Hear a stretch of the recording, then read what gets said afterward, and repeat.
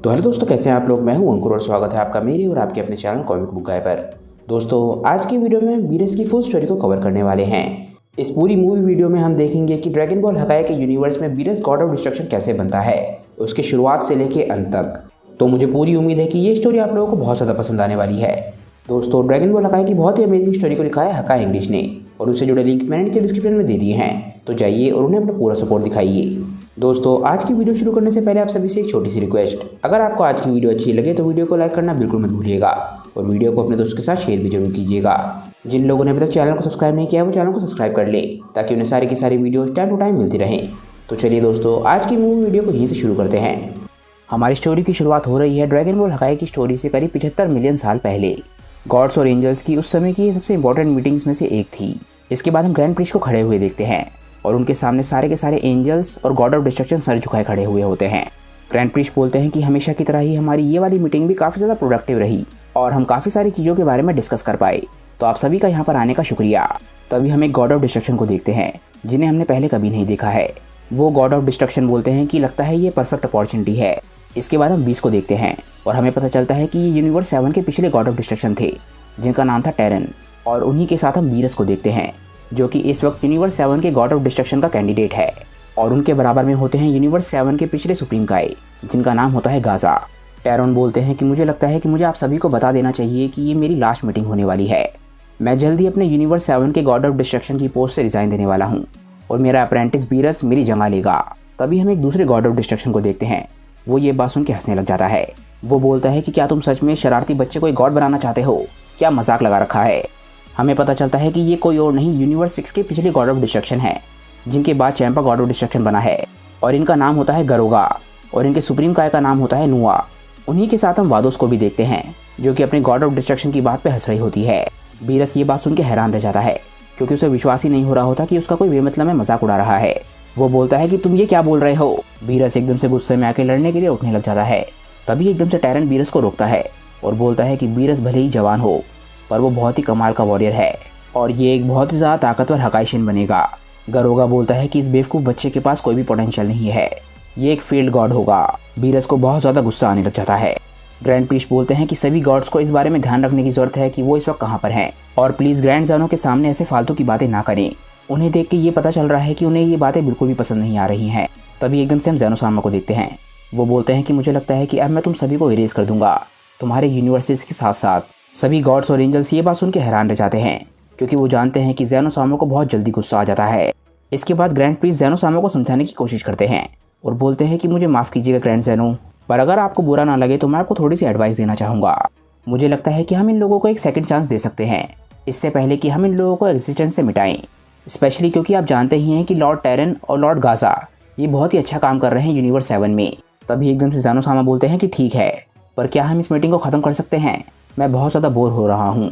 इसके बाद ग्रैंड ज़ैनो की रिक्वेस्ट पर मीटिंग को तभी के तभी ख़त्म कर दिया जाता है और सभी गॉड्स और एंजल्स अपने अपने यूनिवर्सेस में लौट जाते हैं।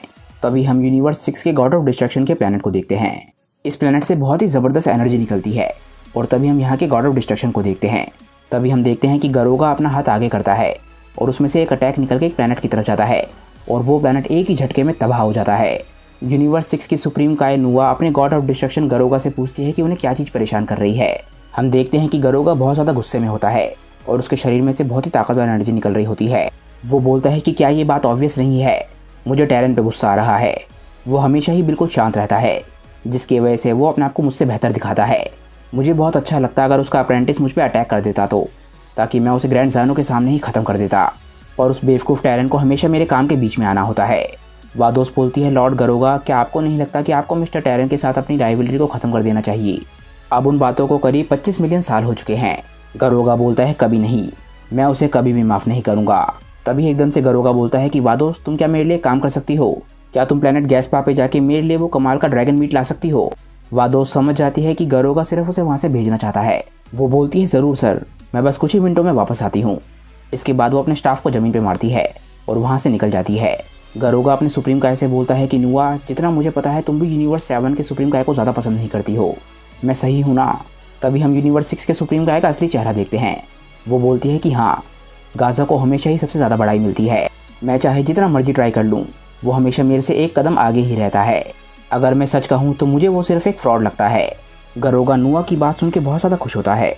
वो बोलता है, नुआ मैं ये करना चाहता हूँ, क्यों ना हम टैरन के लिए कुछ चीज़ों को चेंज कर दें। नुआ ज़्यादा कुछ समझ नहीं पाती। गरोगा बोलता है कि क्यों ना हम लोग यूनिवर्स 7 में तबाही मचाना शुरू कर दें, क्यों ना हम उसे मल्टीवर्स के सबसे महान गॉड की बजाय एक मजाक बना के रख दें। नुआ पूछती है कि पर लॉर्ड गरोगा हम ऐसा कैसे करेंगे? अगर हम यूनिवर्स 7 में कुछ करते हैं और किसी को अगर पता चल गया तो वो बात ग्रैंड ज़ानो तक पहुंचने में ज़्यादा समय नहीं लगेगा। मुझे इस बात में कोई भी डाउट नहीं है कि ऐसे क्राइम के बाद हम लोगों को इरेज कर दिया जाएगा। गरोगा बोलता है कि इसीलिए हम लोग सीक्रेट में काम करने वाले हैं, इस बारे में किसी को भी पता नहीं चलेगा। हम लोग यूनिवर्स 7 में रह रहे सभी प्राणियों को खुद तबाह होने देंगे। हमें सिर्फ ये करना है कि हमें यूनिवर्स के कुछ बुरे एलिमेंट्स को लेना होगा और यूनिवर्स 7 में छोड़ देना होगा ताकि वो वहाँ पर तबाही मचा सके। नुआ बोलती है कि लॉर्ड गरोगा आपकी बात काफ़ी इंटरेस्टिंग है, पर अगर हम वहाँ गए तो इसके चांस बहुत ज़्यादा हैं कि किसी पॉइंट पे गाज़ा हमें नोटिस कर लेगा, हम लोग पकड़े जाएंगे या फिर उससे भी बुरा हो सकता है। गरोगा बोलता है कि मैंने उसका भी इंतज़ाम कर लिया है। हम लोग एक ऐसे रीजन से काम कर सकते हैं जो सभी यूनिवर्स के बाहर है, जहाँ पर ग्रैंड प्रीस्ट भी ध्यान नहीं देते हैं। मुझे लगता है कि तुम बहुत ही अच्छे तरीके से जानते हो कि मैं किस जगह की बात कर रहा हूँ। नुआ के पसीने छूट जाते हैं और वो बोलती है कि क्या आप उस जगह की बात कर रहे हैं? गरोगा बोलता है, हाँ मैं उसी जगह की बात कर रहा हूँ, और उसके चेहरे पर एक ईवल स्माइल होती है।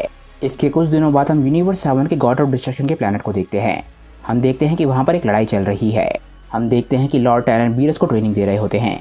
बीरस लॉर्ड टैरन पे हावी होने की कोशिश करता है, पर तभी हम देखते हैं कि लॉर्ड टैरन बीरस के पेट में बहुत ही ज़बरदस्त पंच मारते हैं। बीरस को बहुत ही बुरी तरीके से पंच लगता है। लॉर्ड टैरन बोलते हैं कि क्या तुम नर्वस हो?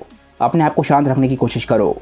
अगर तुम इसी तरीके से बिना सोचे अटैक करते रहोगे तो तुम सिर्फ अपनी एनर्जी को वेस्ट करोगे और अपने शरीर में गैप्स छोड़ते रहोगे। हम देखते हैं कि बीरस दर्द से कर्रा रहा होता है और तभी वो चिल्लाता है कि अपना लेक्चर बंद करो। तभी हम देखते हैं कि बीरस एक अटैक बनाने लग जाता है और ये अटैक डार्क एनर्जी से बना होता है। अटैक को देख के समझ आने लग जाता है कि ये अटैक किसका है और तभी वो इस अटैक का नाम लेता है। वो बोलता है हकाई। लॉर्ड टैरन बोलते हैं कि अच्छा, तो तुम ऑलरेडी इस लेवल का हकाई यूज़ कर सकते हो, काफ़ी इंप्रेसिव बात है। इसके बाद बीरस एकदम से गुस्से में आके अपना अटैक लॉर्ड टैरन की तरफ शूट कर देता है। लॉर्ड टैरन बिल्कुल शांत खड़े रहते हैं और इस अटैक को पकड़ते हैं और वापस वो अटैक आसमान की तरफ शूट कर देते हैं। हम देखते हैं कि ये अटैक एकदम से आसमान की तरफ जाता है और तबाह हो जाता है। तभी एकदम से बीरस लॉर्ड टैरन तक पहुंच जाता है और उनके चेहरे पे बहुत ही ज़बरदस्त पंच मारता है। बीरस के इस पंच से लॉर्ड टैरन को बहुत ज़्यादा गुस्सा आ जाता है और बीरस भी ये बात समझ जाता है। एकदम से लॉर्ड टैरन बीरस के चेहरे पे बहुत ही ज़बरदस्त चाटा मारते हैं और बीरस बहुत ज़ोर से जाके प्लैनेट से टकराता है। बीरस जैसे ही खुद को संभालता है, एकदम से लॉर्ड टैरन उसके पीछे आके खड़े हो जाते हैं और बोलते हैं कि आखिर तुम्हें चाहिए क्या? वीस बोलता है, मिस्टर बीरस, क्या उस दिन जो मीटिंग में हुआ तुम उसकी वजह से परेशान हो? बीरस बोलता है कि मुझे पसंद नहीं आया कि वो बेवकूफ़ मुझे अंडर एस्टिमेट कर रहा था, और ये सिर्फ उसके बारे में नहीं है। मैं जानता हूँ कि सभी लोग इसी तरीके से सोचते हैं और मैं अब परेशान हो चुका हूँ। लॉर्ड टैरन बोलते हैं कि मुझे नहीं लगा था कि तुम अभी भी इतने ज़्यादा कमज़ोर निकलोगे। बीरस बोलता है कि आप क्या बोल रहे हो? मैं इस यूनिवर्स का सबसे ताकतवर मॉडल हूँ। लॉर्ड टैरन बोलते हैं कि हाँ, फिजिकली तुम सबसे ज़्यादा ताकतवर हो, पर साइकोलॉजिकली तुम अभी बहुत ज़्यादा वीक हो। मुझे बताओ कि अगर किसी फाइट में तुम्हारा अपोनेंट तुमसे कहेगा कि तुम बहुत ज़्यादा कमज़ोर हो, तो क्या तुम नर्वस होकर उस पर अटैक कर दोगे बिना सोचे? अगर ऐसा है तो तुम बहुत ही ज़्यादा ईजी टारगेट बन जाओगे, और अगर तुम गॉड ऑफ डिस्ट्रक्शन बनना चाहते हो तो तुम्हें सिर्फ फिजिकली ही नहीं, मेंटली भी और ज़्यादा ताकतवर बनना होगा। बीरस बोलता है कि क्या आप मजाक कर रहे हो? मैं कभी भी हकाई को इस लेवल पर इस्तेमाल नहीं कर पाया हूँ जिस लेवल पर मैंने अभी हकाई का इस्तेमाल किया। मेरा गुस्सा मुझे ताकत देता है और मुझे आगे बढ़ने में मदद करता है। लॉर्ड टैरन बोलते हैं कि क्या तुम भूल रहे हो कि जिस हकाई एनर्जी का तुम इस्तेमाल कर रहे हो वो सिर्फ एक कॉपीड वर्जन है असली डिस्ट्रक्शन की एनर्जी का। पर जब तुम एक असली गॉड बनोगे तो तुम्हारे शरीर के अंदर तुम्हें असली एनर्जी ऑफ डिस्ट्रक्शन मिलेगी, और तुम्हारा गुस्सा उस ताकत को कंट्रोल करने में तुम्हारी मदद नहीं करेगा, बल्कि ठीक उसका उल्टा होगा। एनर्जी ऑफ डिस्ट्रक्शन तुम्हारी नेगेटिव फीलिंग्स का इस्तेमाल करेगी ताकि वो तुम पर काबू पा सके। बीरस बोलता है कि मुझे लगा था कि हकाई को मास्टर करने के लिए मुझे सिर्फ डिस्ट्रक्शन के बारे में सोचना है, और उस बेवकूफ़ को डिस्ट्रॉय करने के बारे में सोचने की वजह से मेरे लिए काफ़ी आसान हो गया। लॉर्ड टैरन बोलते हैं कि क्या ऐसा हो सकता है कि इतने सालों की ट्रेनिंग के बावजूद भी तुम अभी तक समझ नहीं पाए हो? डिस्ट्रक्शन सिर्फ नफरत की फीलिंग के बारे में बिल्कुल भी नहीं है। इसके लिए तुम्हें यूनिवर्स की साइकिल को समझना होगा। डिस्ट्रक्शन बहुत ज़रूरी है ताकि कुछ नया और बेहतर बनाया जा सके, और एक असली गॉड ऑफ डिस्ट्रक्शन का यूनिवर्स में यही काम होता है। एक डिस्ट्रॉयर के लिए सबसे पहले और सबसे ज़रूरी चीज़ है बैलेंस। बीरस के बाद गुस्सा होकर वहाँ से जाने लग जाता है। वो बोलता है कि अब मैं फालतू की बात नहीं करना चाहता, मुझे घर छोड़ाओ। वीस, क्या तुम मुझे मेरे घर ले जा सकते हो? लॉर्ड टैरन बोलते हैं कि वीस, उसे घर ले जाओ। मुझे नहीं लगता कि इस वक्त उसे ट्रेनिंग देने का कोई भी फ़ायदा होगा। और वीस पूछता है कि बीरस, क्या आपको अभी भी बुरा लग रहा है? बीरस बोलता है नहीं, मुझे बुरा क्यों लगेगा, मुझे बिल्कुल भी पसंद नहीं है जब मुझे लोग अंडर एस्टिमेट करते हैं। तो वीस बोलता है कि तुम्हें उससे पर्सनल लेने की ज़रूरत बिल्कुल भी नहीं है, और लॉर्ड गरोगा ने जो तुम्हारी बेइज्जती करी उससे तुम्हारा कोई भी मतलब नहीं है। उन्होंने ऐसा लॉर्ड टैरन की वजह से किया। सच्चाई तो यह है कि वो कई जनरेशन से बहुत ही बड़े राइवल्स हैं। बीरस हैरान होकर पूछता है अच्छा तो ऐसी बात है। वीस बोलता है हाँ यही सच्चाई है। जब वो दोनों मॉर्टल थे तो वो यूनिवर्स 7 में ही रहते थे।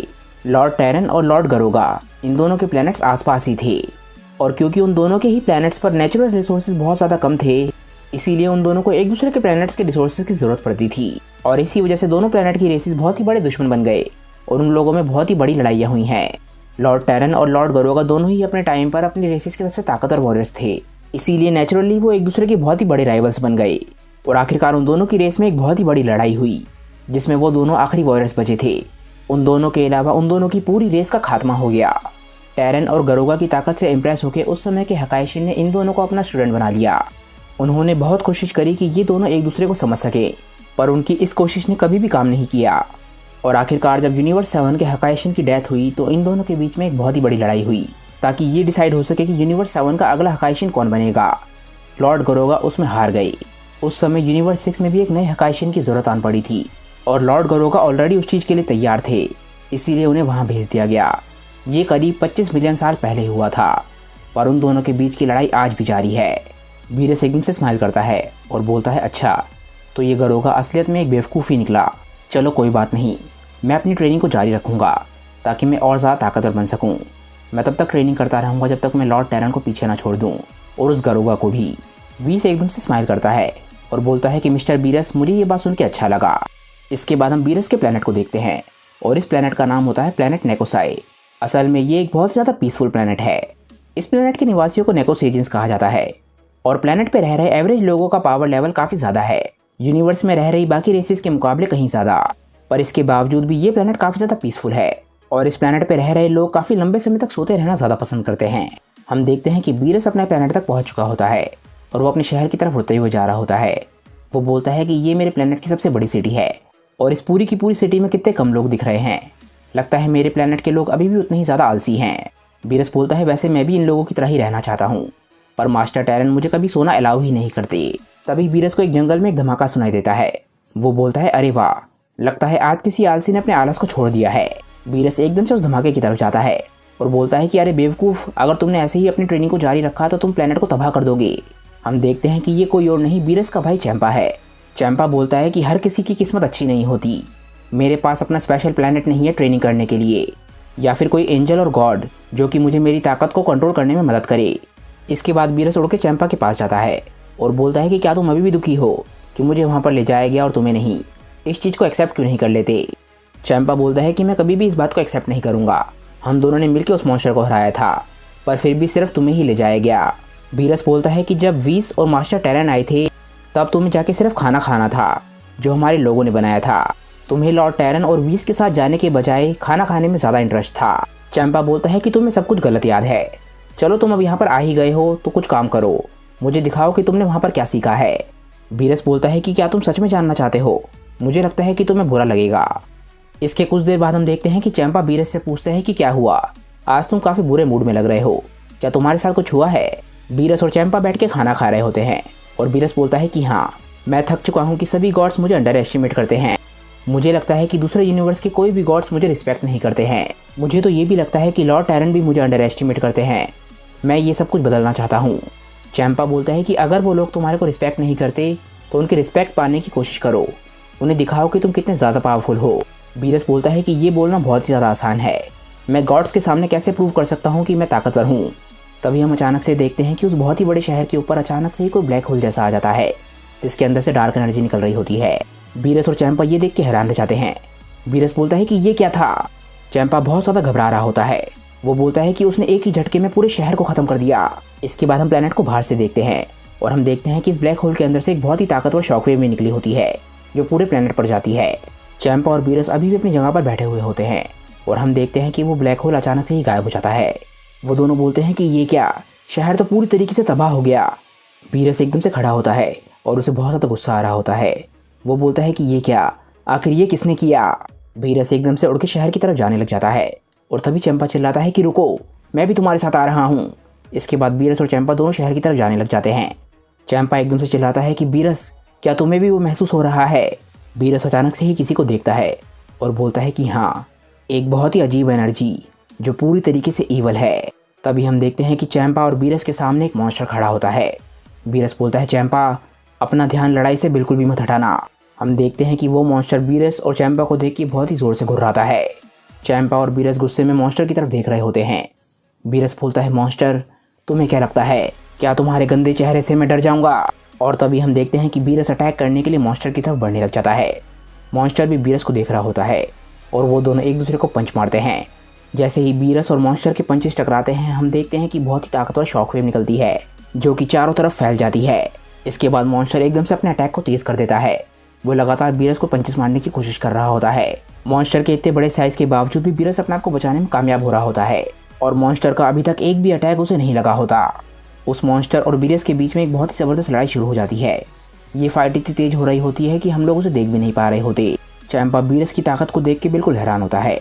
वो बोलता है कि बीरस जब भी सीरियस होता है तो वो बहुत ज़्यादा ताकतवर हो जाता है। मैं और बीरस जब ट्रेनिंग करते थे तो वो ताकत इस ताकत के मुकाबले कुछ भी नहीं है। बीरस बहुत ज़्यादा गुस्से में होता है और लगातार मॉन्स्टर पे अटैक कर रहा होता है। चैंपा फिलहाल सिर्फ इस फाइट को देख रहा होता है और वो अपना मौका ढूंढ रहा होता है ताकि वो बीरस की मदद कर पाए। अचानक से ही हम देखते हैं कि बीरस एक बहुत ही पावरफुल अटैक मॉन्स्टर पे शूट करता है और वो मॉन्स्टर ज़मीन में जाके गड़ जाता है। बीरस उस मॉन्स्टर से बोलता है कि ये अटैक तुम्हें कैसा लगा? ये उन सभी लोगों के लिए है जिन्हें तुमने मारा है।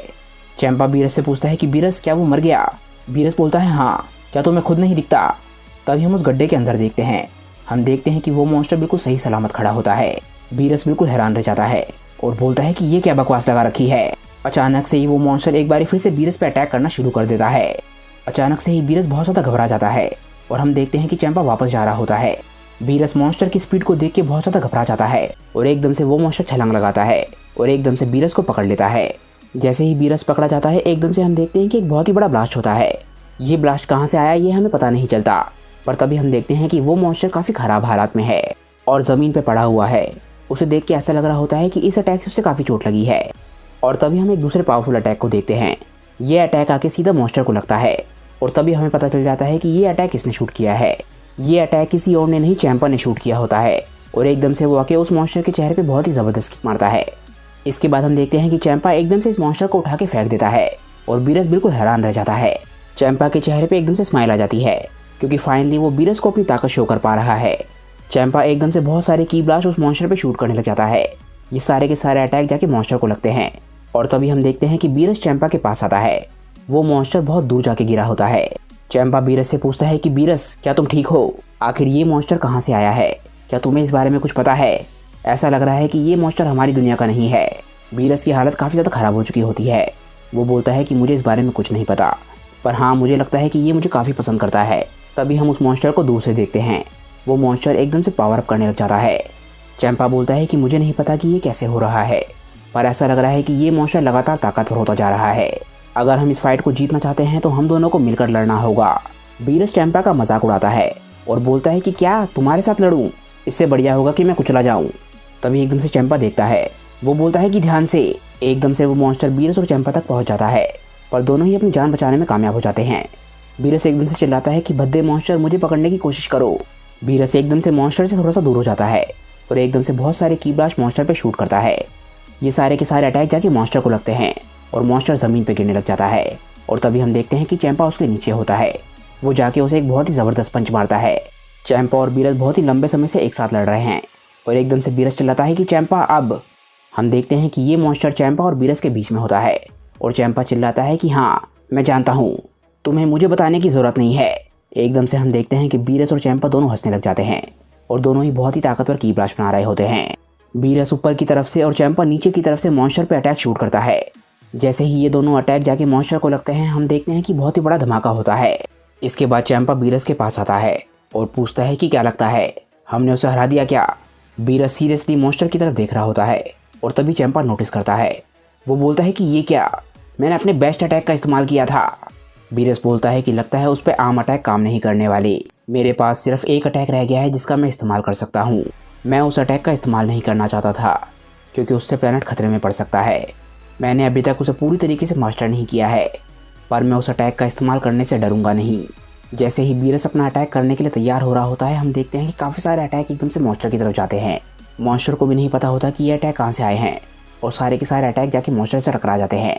तभी हम देखते हैं कि बीरस की रेस के कुछ लोग वहाँ पे पहुँच चुके हैं और ये सभी भी काफ़ी ज़्यादा ताकतवर वॉरियर्स हैं।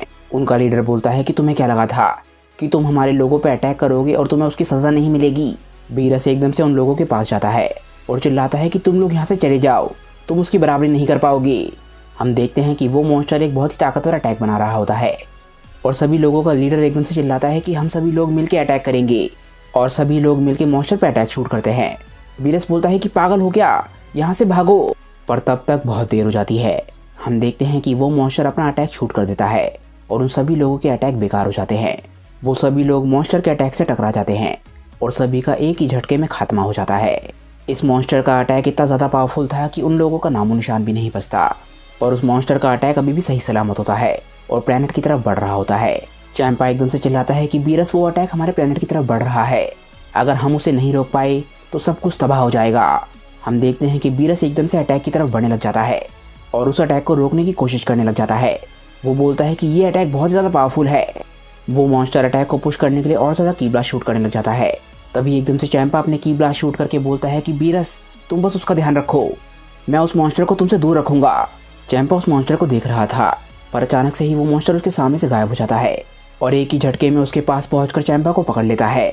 अब तक उस मॉन्स्टर का अटैक भी ज़मीन तक पहुंच चुका होता है और अगर ये अटैक ज़मीन से टकरा गया और फट गया तो पूरा का पूरा प्लेनेट कुछ ही पलों में तबाह हो जाएगा। बीरस अपनी पूरी कोशिश कर रहा होता है कि वो इस अटैक को रोक सके, पर वो ऑलरेडी ज़मीन तक पहुंच चुका है। बीरस बोलता है कि मैं इस अटैक को उस मॉन्स्टर के लिए बचा रहा था, पर लगता है मेरे पास अब कोई भी चारा नहीं रह गया है। बीरस एकदम से एक बहुत ही पावरफुल अटैक शूट करता है और वो अटैक एक ही झटके में गायब हो जाता है। हालांकि हमें उस अटैक का नाम पता नहीं चलता, पर हम सभी जानते हैं कि बीरस ने किस अटैक का इस्तेमाल किया होगा। वो अटैक था हकाई। बीरस बोलता है कि आखिरकार मैंने उस अटैक को रोक लिया। हम देखते हैं कि कोई बहुत ही ज़ोर से आके ज़मीन से टकराता है और बीरस समझ जाता है कि ये कौन है। हम देखते हैं कि ये होता है चैंपा। चैंपा बोलता है कि वो और ज़्यादा ताकतवर हो गया है और इसके बाद चैंपा बेहोश हो जाता है। अब सिर्फ बीरस ही बैटलफील्ड में रह गया है, पर इतनी देर में वो मॉन्स्टर एक और बहुत ही ताकतवर अटैक बना लेता है। बीरस मॉन्स्टर के अटैक को देख रहा होता है, पर पिछले अटैक के बाद वो ऑलरेडी बहुत ज़्यादा थका हुआ है। आखिरकार वो मॉन्स्टर एक बारी फिर से अपना अटैक ज़मीन की तरफ शूट कर देता है।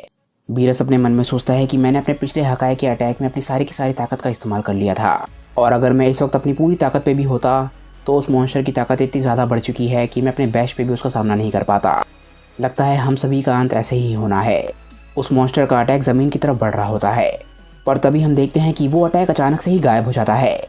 मॉन्स्टर को विश्वास नहीं होता कि उसका अटैक एकदम से गायब कैसे हो गया। बीरस हार मान के ज़मीन पे बैठा हुआ था। तभी एकदम से उसे एक आवाज़ आती है। वो आवाज़ बोलती है कि बीरस, तुमने बहुत अच्छा काम किया।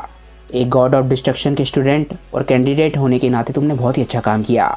तुमने इस पोस्ट की इज्जत रखी, पर यह लड़ाई एक असली गॉड ऑफ डिस्ट्रक्शन को ज़्यादा सूट करती है।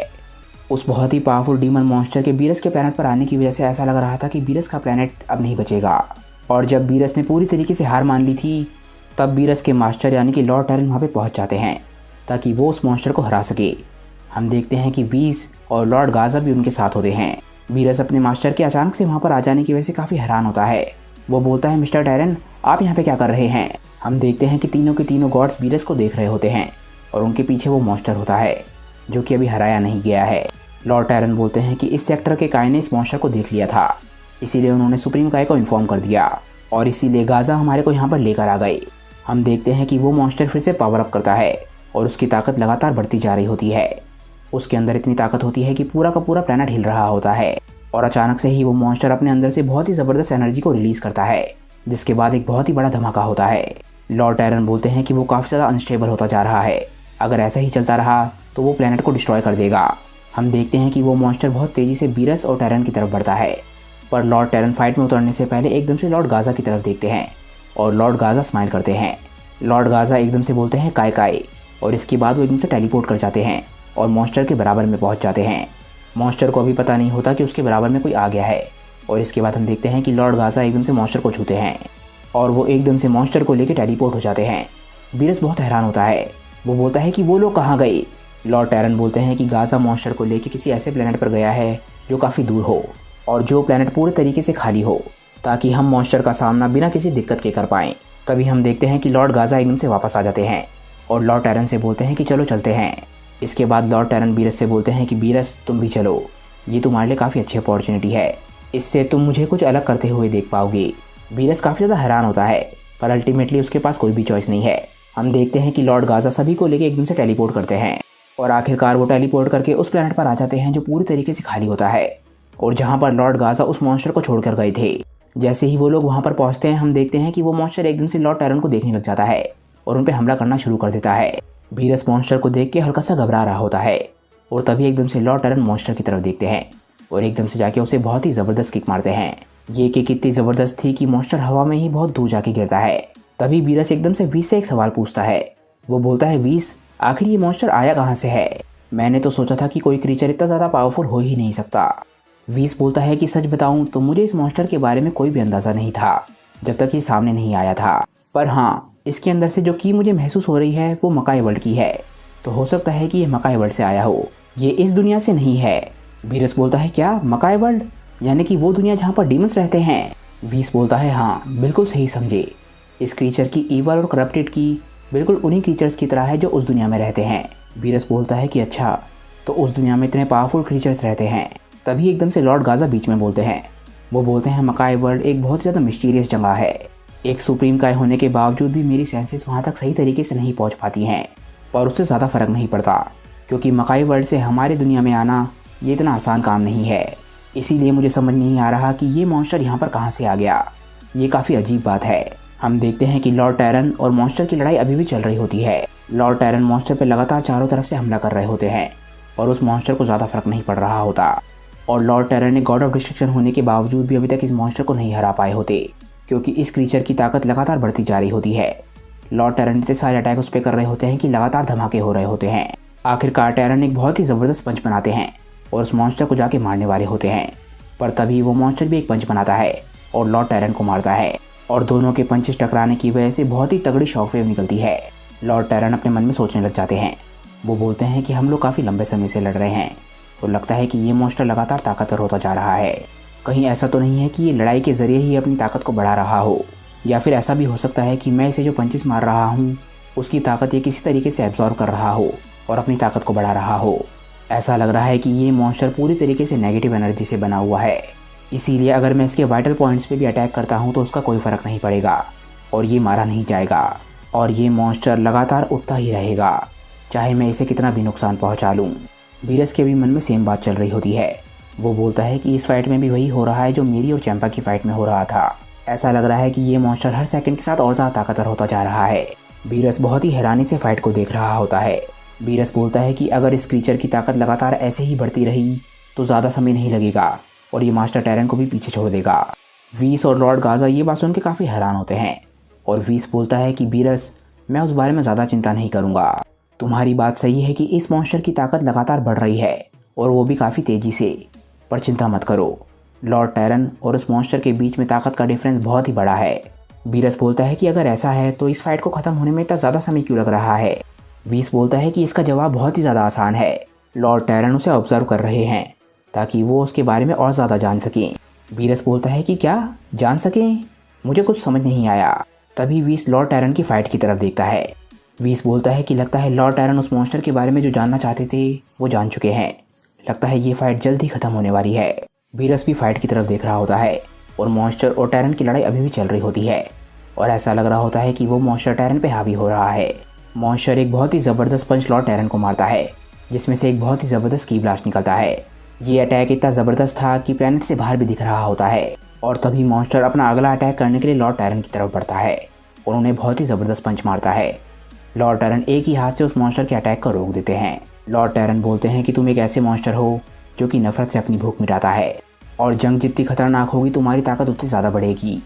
इसीलिए कोई भी वॉरियर अगर तुम्हारा सामना कर रहा होगा तो उसे यही लगेगा कि तुम्हें हराया नहीं जा सकता, पर तुम्हारे जैसा अजीब सा क्रीचर भी डिस्ट्रक्शन की प्योरेस्ट फॉर्म से नहीं बच सकता। ऐसी प्योर डिस्ट्रक्शन जिसमें ना कोई नफरत हो और ना ही कोई इमोशन हो, ऐसी डिस्ट्रक्शन जो कि दुनिया में से सारे ईवल को मिटा दे, वो मॉन्स्टर को सोच नहीं सकता।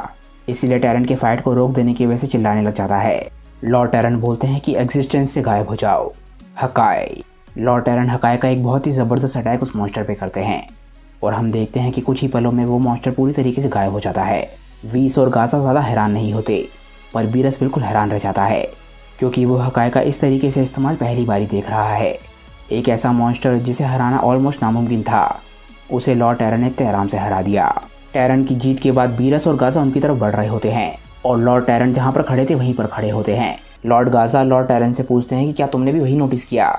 लॉर्ड टैरन बोलते हैं कि हाँ, उसकी की बहुत ही ज़्यादा ईवल थी, वो ज़रूर मकाई वर्ल्ड से आया होगा, पर मुझे अभी तक ये समझ नहीं आ रहा कि वो मॉर्टल्स की दुनिया में कैसे आ गया। बीरस बोलता है कि वो क्रीचर मेरे प्लेनेट पर एक पोर्टल के जरिए आया था और पता नहीं क्यों जैसे ही वो हमारे प्लेनेट पर आया उसने अचानक से ही मुझ पर अटैक करना शुरू कर दिया।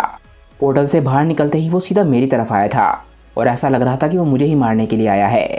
लॉर्ड टैरन बोलते हैं कि बीरस, मुझे नहीं लगता कि वो मॉन्स्टर तुम्हें मारने के लिए यहाँ पर आया था, क्योंकि उस क्रीचर को तुम्हारे जिंदा या मरे होने से कोई फ़र्क नहीं पड़ता। उसने ज़रूर तुम्हारी की को महसूस किया होगा और उसे लगा होगा कि तुम उसके लिए खतरा हो सकते हो, इसीलिए उसने तुम पे अटैक किया। मेरे समझने के लिए सबसे अजीब बात जो है वो ये है कि आखिर वो क्रीचर तुम्हारे ही प्लेनेट पर क्यों आया। ये काफ़ी अजीब बात है। क्या ये सिर्फ कोइंसिडेंस हो सकता है? इसके बाद लॉर्ड टैरन बीरस की तरफ देखते हैं और बोलते हैं, बीरस जल्दी से तैयार हो जाओ, क्योंकि अब हम तुम्हें यूनिवर्स का सबसे खतरनाक पार्ट दिखाने वाले हैं, जो कि है डीमन रेल्म। हम देखते हैं कि लॉर्ड गाज़ा एकदम से टेलीपोर्ट करते हैं और सभी को लेकर डीमन रेल्म में पहुंच जाते हैं। लॉर्ड गाज़ा बोलते हैं कि मुझे माफ़ करना कि मैं तुम्हें सीधा उसके प्लेनेट पर नहीं पहुंचा पाया, पर इस जगह पर मेरे सेंसेस सही तरीके से काम नहीं करते हैं। बीरस डीमन रेल्म को बहुत ही हैरानी से देख रहा होता है, क्योंकि उसने अपनी ज़िंदगी में ऐसी जगह को कभी नहीं देखा। ये जगह पूरी तरीके से बंजर है, हर तरफ क्रीचर्स की हड्डियाँ पड़ी हैं और बहुत ही अलग तरीके के मॉन्स्टर्स यहाँ पर हैं। बीरस अपने मन में बोलता है कि ये जगह मुझे बहुत ज़्यादा बुरी फीलिंग दे रही है, यहाँ तक कि यहाँ की हवा भी पूरी तरीके से अलग है और नॉर्मल नहीं है। तभी बीरस आसमान में कुछ नोटिस करता है, वो एक पोर्टल की तरह होता है। बीरस बोलता है कि वो क्या है? वीस बोलता है कि तुम कह सकते हो कि वो स्पेस टाइम में एक तरीके का क्रैक है और ये एक डायमेंशनल बैरियर की तरह काम करता है। ये एक तरीके का बैरियर है हमारी और इस दुनिया के बीच में। बीरस बोलता है कि ये तो बिल्कुल गलत बात है, हमें सिर्फ इसे क्रॉस करना है और हम दूसरी पार जा सकते हैं। मैं इस बात से हैरान हूँ कि अगर ये इतना ज़्यादा ही सिंपल है तो इस तरीके के क्रीचर्स हमारी दुनिया में ज़्यादा कॉमन क्यों नहीं है? उन्हें तो इस बैरियर को बहुत ही आराम से पार कर लेना चाहिए। वीस बोलता है, नहीं, ऐसा बिल्कुल भी नहीं है। मैं जानता हूँ कि यहाँ से देख के पता नहीं चल रहा होगा, पर इस क्रैक को पार करना इतना ज़्यादा आसान नहीं है, क्योंकि इसमें बहुत ज़्यादा ताकत है। अगर मैं तुम्हें इसका एक एग्जांपल देना चाहूँ तो तुम कह सकते हो कि ये एक बहुत ही बड़े सूरज या फिर एक बहुत ही बड़े प्लेनेट को बहुत ही आराम से चकनाचूर कर सकता है। दूसरे शब्दों में तुम कह सकते हो कि इस यूनिवर्स में बहुत ही कम लोग हैं जो कि इस रिफ्ट को पार कर सकते हैं, और मैं भी ऐसे कुछ ही लोगों को जानता हूँ जो इस रिफ्ट को पार कर सकते हैं। अगर मैं उनके नाम लूँ तो पहले है मिस्टर टैरन और दूसरा हूँ मैं। मिस्टर गाज़ा भी अपनी काय टेक्निक का इस्तेमाल करके यहाँ पर बहुत ही आराम से आ सकते हैं, उन्हें फिजिकली बैरियर को पार करने की ज़रूरत नहीं है। आखिरकार बीरस को समझ आने लग जाता है कि मिस्टर टैरन की ताकत किस लेवल की है। बीरस लॉर्ड गाज़ा से बोलता है कि लॉर्ड गाज़ा, आप कह रहे थे कि यहाँ पर आपकी सेंसेस सही तरीके से काम नहीं करती, तो आप ऐसा क्यों नहीं करते कि यहाँ पर नज़र बनाए रखने के लिए आप यहाँ पर लगातार चक्कर लगाते रहें? लॉर्ड गाज़ा बोलते हैं कि बीरस, इस बात को तुम जितना आसान समझ रहे हो ये उतनी आसान नहीं है।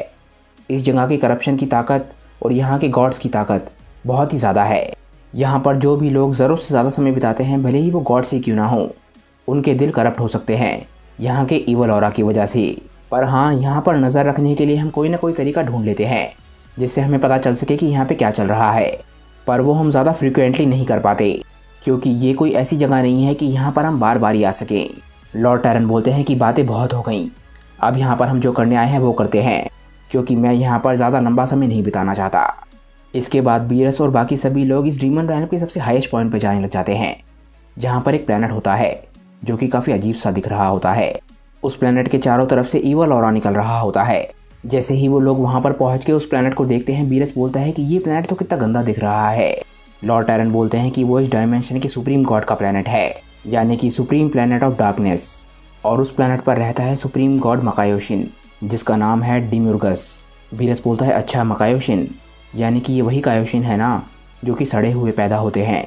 लॉर्ड गाज़ा बोलते हैं कि हाँ, तुम ऐसा कह सकते हो, क्योंकि जब एक कायोशिन या फिर एक काय करप्टेड पैदा होता है तो हम उसे मकायोशिन या मकाई कहते हैं, और जैसे ही ऐसी एंटिटीज़ का जन्म होता है उन्हें इस यूनिवर्स में भेज दिया जाता है और यहाँ पर आकर वो अपने हिसाब से राज करते हैं और वैसे ही काम करते हैं जैसे काय और कायोशिन करते हैं, और मकायोशिन एक तरीके से इस यूनिवर्स का सुप्रीम गॉड होता है। इसके बाद बीरस ज़मीन की तरफ देखता है और बिल्कुल हैरान रह जाता है, क्योंकि हर तरफ बॉडीज ही बॉडीज पड़ी होती हैं। वो बोलता है कि ये क्या है, यहाँ पर हर जगह मरे हुए लोग क्यों पड़े हैं। एकदम से लॉर्ड टैरन और बाकी सभी लोग ज़मीन पर उतरते हैं। लॉर्ड टैरन बोलते हैं कि डिमोर्गस अपना टाइम ऐसे ही काटता है, लोगों को मार के और टॉर्चर करके, पर एक डीमन गॉड से तुम और क्या एक्सपेक्ट कर सकते हो। तभी एकदम से लॉर्ड टैरन चिल्लाते हैं और बोलते हैं डिमोर्गस जल्दी से यहाँ पर आओ, मेरे पास और भी काम है। तभी हम देखते हैं कि वहाँ पर खून की एक बूंद पड़ी हुई होती है जो कि अचानक से ही उड़ने लग जाती है। और इसके बाद हम देखते हैं कि वो खून अचानक से ही एक शेप लेने लग जाता है और उस खून के अंदर से अचानक से ही किसी का मुंह निकलता है। वो बोलता है अच्छा टैरन द डिस्ट्रॉयर, आखिर तुम्हें कितना समय हो गया है यहाँ पर आए हुए। करीब 5 मिलियन साल या फिर उससे थोड़ा सा ज़्यादा। लॉर्ड टैरन बोलते हैं कि डिमोर्गस मैं यहाँ पर बातें करने नहीं आया हूँ, मेरे पास काफ़ी इंपॉर्टेंट काम है। मुझे तुमसे एक बहुत ही इंपॉर्टेंट बात करनी है। तुम्हारी दुनिया से एक बहुत ही पावरफुल डीमन मॉर्टल्स की दुनिया में पहुँच गया था। मैं जानना चाहता हूँ कि क्या तुम्हें इस बारे में कुछ पता है। हम देखते हैं कि वो खून आखिरकार पूरी तरीके से शेप लेने लग जाता है और वो एक डीमन की तरह लग रहा होता है। डिमोर्गस बोलता है कि हाँ मैं इस बारे में कुछ जानता हूँ। मेरे रैल में अचानक से ही एक बहुत ही पावरफुल क्रीचर का जन्म हो गया था, पर वो इतना ज़्यादा ताकतवर निकला कि मैं भी उसे नहीं संभाल सकता था। वीरस बोलता है कि जब मैंने उस मॉन्स्टर का सामना किया था तो वो मुझसे ज़्यादा ताकतवर था, पर असल में उस क्रीचर का पावर लेवल सुप्रीम काय गाज़ा से ज़्यादा डिफरेंट नहीं था। तुम्हारा पावर लेवल सुप्रीम काय गाज़ा के आसपास है, इसका मतलब यह है कि तुम उसे हरा सकते थे, क्योंकि उस समय वो उतना ज़्यादा ताकतवर नहीं हुआ होगा। तभी डिमोर्गस अपनी पूरी फॉर्म में आ जाता है और वो काफ़ी कुछ डाबोरा की तरह लग रहा होता है, पर उससे काफ़ी डिफरेंट भी लग रहा होता है। डिमोर्गस वीरस के सवाल पे बहुत ज़्यादा गुस्सा हो जाता है। वो बोलता है कि बच्चे आखिर तुम्हें ऐसा क्यों लगता है कि तुम मुझसे सवाल पूछ सकते हो। लॉर्ड टैरन बोलते हैं कि वीरस जल्द ही मेरे बाद इस यूनिवर्स का गॉड ऑफ डिस्ट्रक्शन बनेगा, तो डिमोर्गस उसे रिस्पेक्ट करने की आदत डाल लो। डिमोर्गस एकदम से इस बात पे हंसने लग जाता है और बोलता है कि ये बच्चा, वो भी एक गॉड ऑफ डिस्ट्रक्शन, क्या मजाक लगा रखा है। वीरस को ये बात सुन के एकदम से गुस्सा आने लग जाता है। वो बोलता है कि मुझ पे हंसना बंद करो। लॉर्ड टैरन इसके बाद और फालतू की बकवास नहीं सुनना चाहते। वो एकदम से चिल्लाते हैं कि बहुत हो गया। वीरस लॉर्ड टैरन से काफ़ी ज़्यादा घबरा जाता है। लॉर्ड टैरन बोलते हैं कि डिमोर्गस वीरस के सवाल का जवाब दो, अगर तुम उस बीस्ट को हरा सकते थे तो तुमने उसे क्यों नहीं हराया। डिमोर्गस स्माइल करने लग जाता है और बोलता है कि लगता है तुम्हें पता होगा कि उस डीमन की ताकत लड़ाई के जोश की वजह से बढ़ती जा रही थी। जब मैं उसे अपना पालतू बनाने की कोशिश कर रहा था तब मैंने ये बात नोटिस करी थी, इसीलिए मैं समझ गया था कि उसके साथ एक डायरेक्ट फाइट ही बहुत ही अच्छी चॉइस नहीं होगी, इसीलिए मैंने उसे अकेला छोड़ दिया था। और पता नहीं कैसे वो इस दुनिया से निकल गया और तुम्हारी दुनिया में पहुंच गया। लॉर्ड टैरन बोलते हैं कि डिमोर्गस मैं जानता हूं कि तुम इस दुनिया में सब कुछ देख सकते हो, तो आखिर तुम्हें क्या हुआ। डिमोर्गस बोलता है कि तुम क्या बोलना चाहते हो कि मैंने उस मॉन्स्टर को तुम्हारी दुनिया में भेजा था। टैरन ये सोच के देखो कि अगर मैं ऐसा कर सकता तो मैं यहाँ पर क्यों होता। तुम इस बारे में सही हो कि मैं इस दुनिया में हर जगह को देख सकता हूँ, पर मैं हर जगह को एक समय पे नहीं देख सकता। अगर मैं किसी जगह पे ध्यान नहीं दे रहा हूँ और वहाँ पर कुछ होता है तो बस मैंने उस चीज़ को नहीं देखा। तुम कह सकते हो कि मैं बस केयरलेस हो गया था और वो इस दुनिया से निकल गया, बात बस इतनी है। टैरन बोलता है कि ठीक है, फिलहाल जो तुम कह रहे हो मैं उस बात को मान लेता हूँ, पर मैं तुम पर अपनी नज़र रखूँगा। तभी लॉर्ड टैरन बोलते हैं कि चलो यहाँ से चलते हैं। लॉर्ड गाज़ा बोलते हैं कि मुझे लगता है कि अब जब मैं इस दुनिया में थोड़ा समय बिता चुका हूँ तो मैं हम सबको अपनी दुनिया में काय के ज़रिए ले जा सकता हूँ। इसके बाद वो लोग वहाँ से जाने वाले होते हैं, पर तभी टैरन गुस्से में डिमोर्गस की तरफ देखता है और डिमोर्गस स्माइल करता है और इसके बाद वो लोग वहाँ से टेलीपोर्ट हो जाते हैं और उनके जाते ही डिमोर्गस एकदम से हंसने लग जाता है। वो बोलता है टैरन बीज बो दिया गया है, तुम्हारी डिस्ट्रक्शन अब शुरू हो चुकी है। इसके बाद हम वीरस के प्लेनेट पर वापस आते हैं और हम देखते हैं कि वीरस अपने प्लेनेट पर वापस आ चुका होता है। वीरस को अपने प्लेनेट के लोगों की मौत का काफ़ी सारा दुख है और वो इफेक्ट मलबे के बीच में सर्वाइवर्स को ढूंढने के लिए मदद कर रहा होता है। हम देखते हैं कि वीरस का भाई चैंपा भी उसके साथ है और वो भी उसकी मदद कर रहा है। तभी एकदम से वीरस बोलता है कि यहाँ पर पास में ही एक लेडी की शॉप थी जो कि मुझे अपनी शॉप पे सोने देती थी ताकि मैं काम को अवॉइड कर सकूँ। चैंपा बोलता है कि यहाँ से कुछ ही गलियों दूर एक रेस्टोरेंट था जो कि मुझे बहुत ज़्यादा पसंद था। वहाँ का ओनर मुझे बहुत ज़्यादा पसंद करता था और उसे मेरी काफ़ी फिक्र रहती थी, इसीलिए वो मुझे काफ़ी बारी फ्री मील्स भी देता था। उस शॉप के फ्राइड चूहे तो मुझे बहुत ज़्यादा पसंद थे। इसके बाद वीरस डिमोर्गस के बारे में सोचने लग जाता है। वीरस बोलता है कि मुझे पूरा विश्वास है कि इस सब में उसका ज़रूर कुछ हाथ है। उसके चेहरे को देख के ही समझ आ रहा था कि उसने ज़रूर कुछ किया है। मैं सच में उसे उस दिन सबक सिखाना चाहता था। फिलहाल मैं उस दुनिया में नहीं जा सकता, ये काफ़ी बुरी बात है। तभी हम देखते हैं कि अचानक से ही वहाँ पर एक बूढ़ी विच आ जाती है। वो बोलती है कैसे हो बच्चों। वीरस एकदम से बोलता है बुढ़िया तुम यहाँ पे क्या कर रही हो। वो विच बोलती है कि इससे कोई फ़र्क नहीं पड़ता कि मैं यहाँ पर क्यों हूँ, पर जहाँ पर भी तबाही के साइंस होंगे मैं वहाँ पर वार्न करने के लिए पहुँच जाती हूँ। ये प्लेनेट नहीं बल्कि ये यूनिवर्स, ऐसा लग रहा है कि यहाँ पर काफ़ी ज़्यादा तबाही आने वाली है। बीरस बोलता है अम्मा तुम क्या बोल रही हो, क्या तुम पागल हो गई हो। वो विच बोलती है कि जैसे ही यहाँ पर वो डीमन किंग आएगा यहाँ पर एक भी ऐसी दीवार नहीं होगी जो कि टूटी हुई नहीं होगी। उसकी पनौती यहाँ पर ऑलरेडी पहुँच चुकी है और जैसे ही वो खुद यहाँ पर आएगा वो कंप्लीट हो जाएगी। बीरस बोलता है क्या तुमने डीमन किंग कहा। विच बोलती है कि हाँ, जैसे ही वो डीमन किंग खुद को आज़ाद कर लेगा एग्जिस्टेंस में इस वक्त जो भी चीज़ है वो फिर से नई तरीके से बनेगी, इसीलिए उसे रोकने की ज़रूरत है। इसीलिए एक हीरो को खुद को वॉलंटियर करना होगा। बीरस बोलता है कि बकवास करना बंद करो, डिमोर्गस अपनी दुनिया को छोड़कर नहीं आ सकता। वो विच बोलती है कि जिस बीस्ट ने यहाँ पर अटैक किया था छोड़ तो वो भी उस दुनिया को नहीं सकता था। ये बात सुन के बीरस सोच में पड़ जाता है। विच बोलती है कि तुम्हें देख के ऐसा लगता है कि तुम काफ़ी समझदार हो और तुम मुझ पे बिलीव भी कर रहे हो। नौजवान मुझे ये बताओ कि वो डीमन किंग जो डिस्ट्रक्शन लाने वाला है क्या तुम उसे रोकने में इंटरेस्टेड हो। बीरस एकदम से परेशान होने लग जाता है और अपने सर पर हाथ रखता है। वो बोलता है कि मैं वहाँ पर वापस नहीं जा सकता। विच बोलती है कि इसमें कोई भी दिक्कत नहीं है, अगर तुम चाहो तो मैं तुम्हें वहाँ पर ले जा सकती हूँ। चैंपा बोलता है बीरस ये हमारे लिए एक बहुत ही अच्छी अपॉर्चुनिटी है, तुम वैसे भी गॉड्स के सामने अपनी ताकत को साबित करना चाहते हो और मैं भी। कैसा रहेगा कि इस बुढ़िया के पीछे हम मकाई वर्ल्ड में जाएं और उस डीमन किंग को संभाल लें। हम दोनों मिलकर उसे ज़रूर हरा पाएंगे और साथ ही साथ हम अपने यूनिवर्स और अपने प्लेनेट को भी बचा लेंगे। इसके बाद गॉड्स के पास कोई भी चारा नहीं रह जाएगा और उन्हें हमारे को रिस्पेक्ट देनी ही पड़ेगी। बीरस इसके बाद अपने मन में सोचता है कि ये दिक्कत काफ़ी बड़ी लगती है, मुझे मिस्टर टैरन को इस बारे में इन्फॉर्म करना चाहिए, पर अगर उन्हें मैं ये बात बताता हूँ तो वो इस दिक्कत को एक ही झटके में ख़त्म कर देंगे और जीत का सारा क्रेडिट भी ले जाएंगे और एक बारी फिर से मैं गॉड्स के सामने अपनी ताकत को साबित नहीं कर पाऊंगा। बीरस इसके बाद विच के पास जाता है और बोलता है कि मुझे वहाँ पर लेकर चलो, अपने यूनिवर्स को बचाने वाला मैं ही होऊंगा, यानी कि महान बीरस। हम देखते हैं कि विच के चेहरे पे हल्की सी स्माइल आ जाती है और इसके बाद वो विच बीरस और चैंपा को लेकर मकाई वर्ल्ड में चली जाती है। पर हम देखते हैं कि वो विच बीरस और चैंपा को काफ़ी दूर उतारती है। बीरस बोलता है बुढ़िया तुम हमारे को गलत जगह पर लेकर आ गई हो, हमें इस दुनिया के गॉड के प्लेनेट पर जाना था। वो विच बोलती है कि ये बिल्कुल सही जगह है जहाँ पर तुम्हें होना चाहिए। तभी वो विच एकदम से उछलती है और उस पोर्टल के थ्रू वो वहाँ से चली जाती है। चैंपा बहुत ज़्यादा डर जाता है। वो बोलता है बीरस मुझे यहाँ पे काफ़ी सारी चीज़ें दिख रही हैं। बीरस चिल्लाता है कि उस बुढ़िया ने हमें उल्लू बना दिया।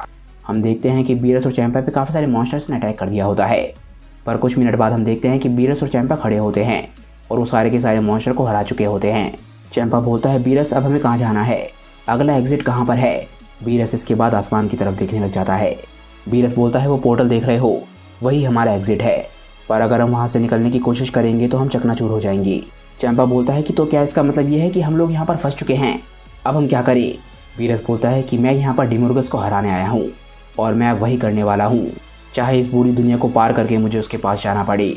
तभी हम देखते हैं कि बीरस की शैडो एकदम से डार्क लगने लग जाती है और उसमें से आवाज़ आती है। वो आवाज़ बोलते हैं कि उसकी ज़रूरत नहीं पड़ेगी। चैंपा और बीरस काफ़ी हैरान रह जाते हैं और एकदम से वो शैडो शेप लेने लग जाती है। बीरस अचानक से ही चौकन्ना हो जाता है और उस शैडो से दूर हो जाता है। बीरस बोलता है अच्छा तो तुम मुझे रिसीव करने के लिए ऑलरेडी तैयार थे। डिमोर्गस बोलता है कि मुझे जितना लगा था तुम उतने ही बेवकूफ़ हो। बीरस बोलता है अच्छा तो यानी कि तुमने ही उस मॉन्स्टर को हमारी दुनिया में भेजा होगा उस विच की मदद से। डिमोर्गस बोलता है कि तुम्हें क्या लगता है कि मैं कोई टूरिस्ट गाइड हूँ, अगर तुम्हें इन्फॉर्मेशन चाहिए तो आकर ले लो। तभी हम देखते हैं कि बीरस और चैंपा एकदम से मिलकर डिमोर्गस पे अटैक करना शुरू कर देते हैं। जैसे ही वो दोनों डिमोर्गस को एकदम से पंच मारने के लिए पहुंचते हैं डिमोर्गस एकदम से गायब हो जाता है और अचानक से ही डिमोर्गस चैंपा और बीरस के सामने आ जाता है और एकदम से आके चैंपा को बहुत ही ज़बरदस्त लात मारता है। वो बीरस को भी पंच मारने की कोशिश कर रहा था पर बीरस अपने आप को बचा लेता है, पर चैंपा काफ़ी दूर जाके गिरता है। इसके बाद हम देखते हैं कि बीरस और डिमोर्गस एक दूसरे को बहुत ही ज़बरदस्त पंच मारने लग जाते हैं। वो दोनों ही एक दूसरे के पंच को मार भी रहे होते हैं और रोक भी रहे होते हैं, पर बीरस को देख के क्लियरली लग रहा होता है कि वो काफ़ी ज़्यादा स्ट्रगल कर रहा है। डिमोर्गस अचानक से ही लड़ते लड़ते अपने हाथ में एक स्पीयर ले आता है और बीरस की तरफ फेंकता है, पर बीरस किसी तरीके से अपने आप को बचा लेता है। तभी हम देखते हैं कि डिमोर्गस उसे पंच मारने के लिए बढ़ रहा होता है और तभी एकदम से चैंपा भी उसी तरफ आ रहा होता है। वो बोलता है बीरस संभाल के। चैंपा बहुत ही ज़बरदस्त किक डिमोर्गस को मारने वाला होता है। बीरस चैंपा की वार्निंग की वजह से सही समय पर रास्ते से हटने में कामयाब हो जाता है और चैंपा बहुत ही ज़बरदस्त किक डिमोर्गस के मुंह पे मारने में कामयाब हो जाता है। बीरस भी तभी मौके का फ़ायदा उठाता है और बहुत तेज़ी से डिमोर्गस की तरफ बढ़ने लग जाता है। वो भी जाके एक बहुत ही ज़बरदस्त किक डिमोर्गस को मारता है। तभी एकदम से डिमोर्गस ज़मीन से जाके बहुत ज़ोर से टकराता है। एकदम से चैंपा और बीरस मिलकर काफ़ी सारे की ब्लास्ट बनाते हैं और एकदम से डिमोर्गस पे शूट करने लग जाते हैं। जैसे ही ये अटैक ज़मीन से टकराने लग जाते हैं हम देखते हैं कि बहुत ही बड़ा धमाका होने लग जाता है। चैंपा बोलता है कि बहुत बढ़िया, लगता है हमने कर दिखाया। वीरस अभी भी उस तरफ देख रहा होता है और बोलता है कि मुझे नहीं लगता कि वो उससे बच पाया होगा। पर तभी हम देखते हैं कि डिमोर्गस बिल्कुल सही सलामत होता है। उसने अपने चारों तरफ एक शील्ड बना ली थी। ये चीज़ देख के चैंपा और वीरस बिल्कुल हैरान रह जाते हैं। डिमोर्गस बोलता है कि बहुत ही बढ़िया कोशिश थी, अगर वो अटैक मुझे लग जाता तो हो सकता है कि मैं मारा जाता। लगता है तुम उतने बुरे नहीं हो जितना कि मैं सोच रहा था। पर यह कहने में मुझे काफ़ी दुख हो रहा है कि तुम चाहे जितनी मर्जी कोशिश कर लो, तुम्हारे सारे एफर्ट्स बेकार हैं। शायद तुम दोनों को ये लग रहा होगा कि तुम लोग एक साथ मिलकर मुझे हरा सकते हो, पर मैं तुम्हें बता देता हूँ कि ऐसा बिल्कुल भी नहीं होगा। और इसकी वजह यह है कि तुम्हारे मन में मुझे मारने की इच्छा बिल्कुल भी नहीं है। चैंपा एकदम से चिल्लाता है कि इससे तुम्हारा क्या मतलब है। तभी हम देखते हैं कि जो स्पीयर डिमोर्गस ने फेंका था वो अचानक से ही वापस आ जाता है और एकदम से चैंपा के पेट के आर पार हो जाता है। चैंपा के शरीर में से खून निकलने लग जाता है। वीरस एकदम से चिल्लाता है चैंपा। तभी एकदम से चैंपा ज़मीन पर जाके गिर जाता है और तभी डिमोर्गस एकदम से वीरस के सामने आता है। डिमोर्गस असल में चैंपा के पीछे था। एकदम से वीरस ज़मीन की तरफ देखता है और पता चलता है कि वो सिर्फ एक होलोग्राम था जो कि डिमोर्गस ने अपने मैजिक से बनाया था। डिमोर्गस बोलता है कि धूल खत्म होने से पहले मैंने तुम्हारे अटैक को डॉज कर दिया था और छुपते हुए मैं यहाँ पर आ गया। मैंने वहाँ पर एक होलोग्राम छोड़ दिया ताकि मैं तुम्हें डिस्ट्रैक्ट कर सकूँ। सच में ये काफ़ी सिंपल ट्रिक थी, पर यह भी तुम्हें डिसीव करने के लिए काफ़ी थी और यही वजह है कि मैं तुम जैसे बच्चों से नहीं हारने वाला। वीरस को बहुत ज़्यादा गुस्सा आ रहा होता है और हम देखते हैं कि उसके शरीर में से एनर्जी निकलने लग जाती है। वो लगातार ताकतवर होता जा रहा होता है। वीरस डिमोर्गस को बोलता है कि मुझे अंडर एस्टिमेट करने की कोशिश भी मत करना। इसके बाद वीरस एकदम से अपने हाथ को ऊपर की तरफ बढ़ाता है और एक अटैक बनाने लग जाता है। और जैसे जैसे ये अटैक बड़ा हो रहा होता है हमें पता चलता है कि ये अटैक किस एनर्जी से बना है। यह अटैक बना होता है हकाई की एनर्जी से। वीरस इस अटैक को बहुत ही बड़ा बना लेता है और एकदम से वो इस अटैक को डिमोर्गस की तरफ शूट करता है। डिमोर्गस इस अटैक को रोकने की कोशिश करता है पर वो नहीं जानता था कि ये अटैक हकाई की एनर्जी से बना है। जैसे ही वो इस अटैक को छूता है हम देखते हैं कि वो एकदम से एग्जिस्टेंस से मिटने लग जाता है। वीरस इसके बाद काफ़ी खुश होता है। वो बोलता है कि आखिर मैंने कर दिखाया। मुझे लगता है कि मैंने थोड़ी ज़्यादा हकाई की एनर्जी का इस्तेमाल कर लिया, पर चलो कोई बात नहीं, वो ठीक है क्योंकि मैंने उसे मार दिया। अचानक से ही वीरस का ध्यान किसी चीज़ पे जाता है। वो बोलता है कि वो क्या है। जहाँ पर डिमोर्गस मारा था वहीं पर एक छोटा सा क्रीचर दिख रहा होता है जो कि अचानक से ही बड़ा हो जाता है। हम देखते हैं कि ये डिमोर्गस ही है। डिमोर्गस बोलता है बच्चे बहुत बढ़िया, मुझे लगा था कि मैं उस अटैक को एब्जॉर्ब नहीं कर पाऊंगा, वो काफ़ी खतरनाक था। वीरस बोलता है कि ऐसा कैसे हो सकता है, तुम्हें तो हकाई की एनर्जी की वजह से इरेज हो जाना चाहिए। डिमोर्गस बोलता है बेवकूफ़, तुम्हारी एनर्जी काफ़ी ज़्यादा इम्प्योर है। हम देखते हैं कि डिमोर्गस पहले की तरह ही बिल्कुल सही सलामत लग रहा होता है। तुम्हारा अटैक तुम्हारी ईगो और तुम्हारे नेगेटिव थॉट्स की वजह से बना था, इसलिए तुम्हारे अटैक में कोई भी बैलेंस नहीं था। सोच कर देखो कि क्या होगा अगर एक सुप्रीम डीमन किंग तुम्हारी एनर्जी को टच करेगा तो। वीरस बिल्कुल हैरान रह जाता है। वो बोलता है क्या तुम्हारा मतलब यह है कि मेरे हकाई के अटैक ने तुम्हारी और ताकत बढ़ा दी। मुझे लगता है कि तुम बस इसी का इंतज़ार कर रहे थे, शुरुआत से तुम्हारा यही प्लान था। डिमोर्गस बोलता है कि बिल्कुल सही कहा, वो मॉन्स्टर मैंने सिर्फ इसलिए भेजा था ताकि वो तुम्हें उकसा सके और तुम्हें गुस्सा दिला सके। मुझे पता था कि टैरन अपने अप्रेंटिस को यहाँ पर भेजेगा। जब तुम यहाँ पर टैरन के साथ आए उतना ही काफ़ी था तुम्हारे मन में मेरे खिलाफ नेगेटिव थॉट्स लाने के लिए। वीरस बोलता है कि यानी कि तुम उसी वक्त से मेरे दिमाग के साथ खेल रहे हो। डिमोर्गस बोलता है कि वैसे वो मेरे लिए काफ़ी आसान था, तुम्हारा दिमाग काफ़ी ज़्यादा गुस्से वाला और ईगोइस्टिक है, वो मेरे लिए एक बहुत ही बढ़िया जगह है। एक बार जब मैंने तुम्हारे माइंड को ट्रिक कर दिया तब मुझे सिर्फ वो स्विच को भेजना था ताकि वो तुम्हें यहाँ पर ला सके। सच में कितनी हैरानी की बात है कि तुम्हें इस बात पर बिल्कुल भी शक नहीं हुआ कि अचानक से ही तुम्हारे सामने कोई आ गया और वो तुम्हें यहाँ पर लाने के लिए ऑफर भी कर रहा था। तुम्हें ये बात पहले ही सोचनी चाहिए थी कि कोई ऐसा शख्स जो कि दोनों दुनिया में ट्रैवल कर सकता है, हो सकता है वही उस मॉन्स्टर को लाया हो। तुम अपने गुस्से और ईगो के चक्कर में रियलिटी को नहीं देख पा रहे थे। वीरस बोलता है कि तो अब तुम ताकतवर हो गए हो, मुझे बताओ कि अब तुम क्या करोगे। अगर तुम हमें मारना चाहते हो तो वो काम जल्दी करो, और ये बात ध्यान रखना कि जैसे ही मास्टर टैरन को इस बारे में पता चलेगा वो तुम्हें ख़त्म कर देंगे। डिमोर्गस बोलता है कि अगर मैं पहले टैरन को ख़त्म कर दूं तो ऐसा नहीं होगा। वीरस बोलता है कि भला तुम ऐसा कैसे कर पाओगी, मैं जानता हूँ कि तुम इस वक्त काफ़ी ताकतवर हो, पर तुम सोच भी नहीं सकते कि एक गॉड ऑफ डिस्ट्रक्शन कितना ताकतवर होता है। डिमोर्गस बोलता है तुम्हें पता है एक हकाइशिन को मारने का सिर्फ एक तरीका है। वीरस बोलता है अच्छा मैं समझ गया, यानी कि तुम लॉर्ड गाजा को मारने के लिए जा रहे हो। अगर सुप्रीम काय को मार दिया जाए तो हकाइशिन भी मारा जाता है, पर मुझे ये बताओ कि ये तुम इस दुनिया से कैसे करोगे। डिमोर्गस बोलता है कि जिन लोगों ने इस दुनिया को बनाया है उन लोगों ने मॉन्स्टर्स के लिए इस दुनिया को छोड़ पाना इम्पॉसिबल बना दिया है। एग्जाम्पल के लिए आसमान में वो पोर्टल उसके अंदर से बहुत ही ज़बरदस्त एनर्जी निकलती है और कोई भी डीमन उसे तोड़ नहीं सकता। पर तुम्हारी ताकत के साथ ये कहानी काफ़ी बदल जाती है। हम देखते हैं कि डिमोर्गस अपने हाथ में एक अटैक बना रहा होता है और एकदम से डिमोर्गस इस अटैक को पोर्टल की तरफ शूट करता है। जैसे ही वो इस अटैक को पोर्टल पे शूट करता है, वो पोर्टल अचानक से ही खुल जाता है और जो एनर्जी मॉन्स्टर्स को यहाँ से निकलने के लिए रोक रही थी वो अचानक से ही ख़त्म हो जाती है। हम देखते हैं कि इस दुनिया के सभी मॉन्स्टर्स पोर्टल को पार करके दूसरी तरफ जाने लग जाते हैं। बीरस चिल्लाता है, नहीं, ऐसा नहीं हो सकता। डिमोर्गस एकदम से हंसने लग जाता है और बोलता है, बीरस तुम्हारा बहुत थैंक यू। सच में तुम एक हीरो हो हमारे डीमन किंगडम के लिए, जिसने आखिरकार हमें आज़ादी दिला दी जो हम इतने लंबे समय से चाह रहे थे।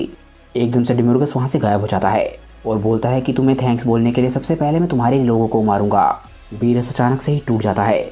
उसे विश्वास नहीं हो रहा होता कि उसके हाथों से क्या हो गया। वो एकदम से ज़मीन पर गिर जाता है। वो बोलता है कि ये मैंने क्या किया। इसके बाद हम सुप्रीम काय के प्लैनेट को देखते हैं। हम देखते हैं कि वहाँ पर सुप्रीम काय गाजा होते हैं और वो अपने स्टूडेंट को कुछ पढ़ा रहे होते हैं।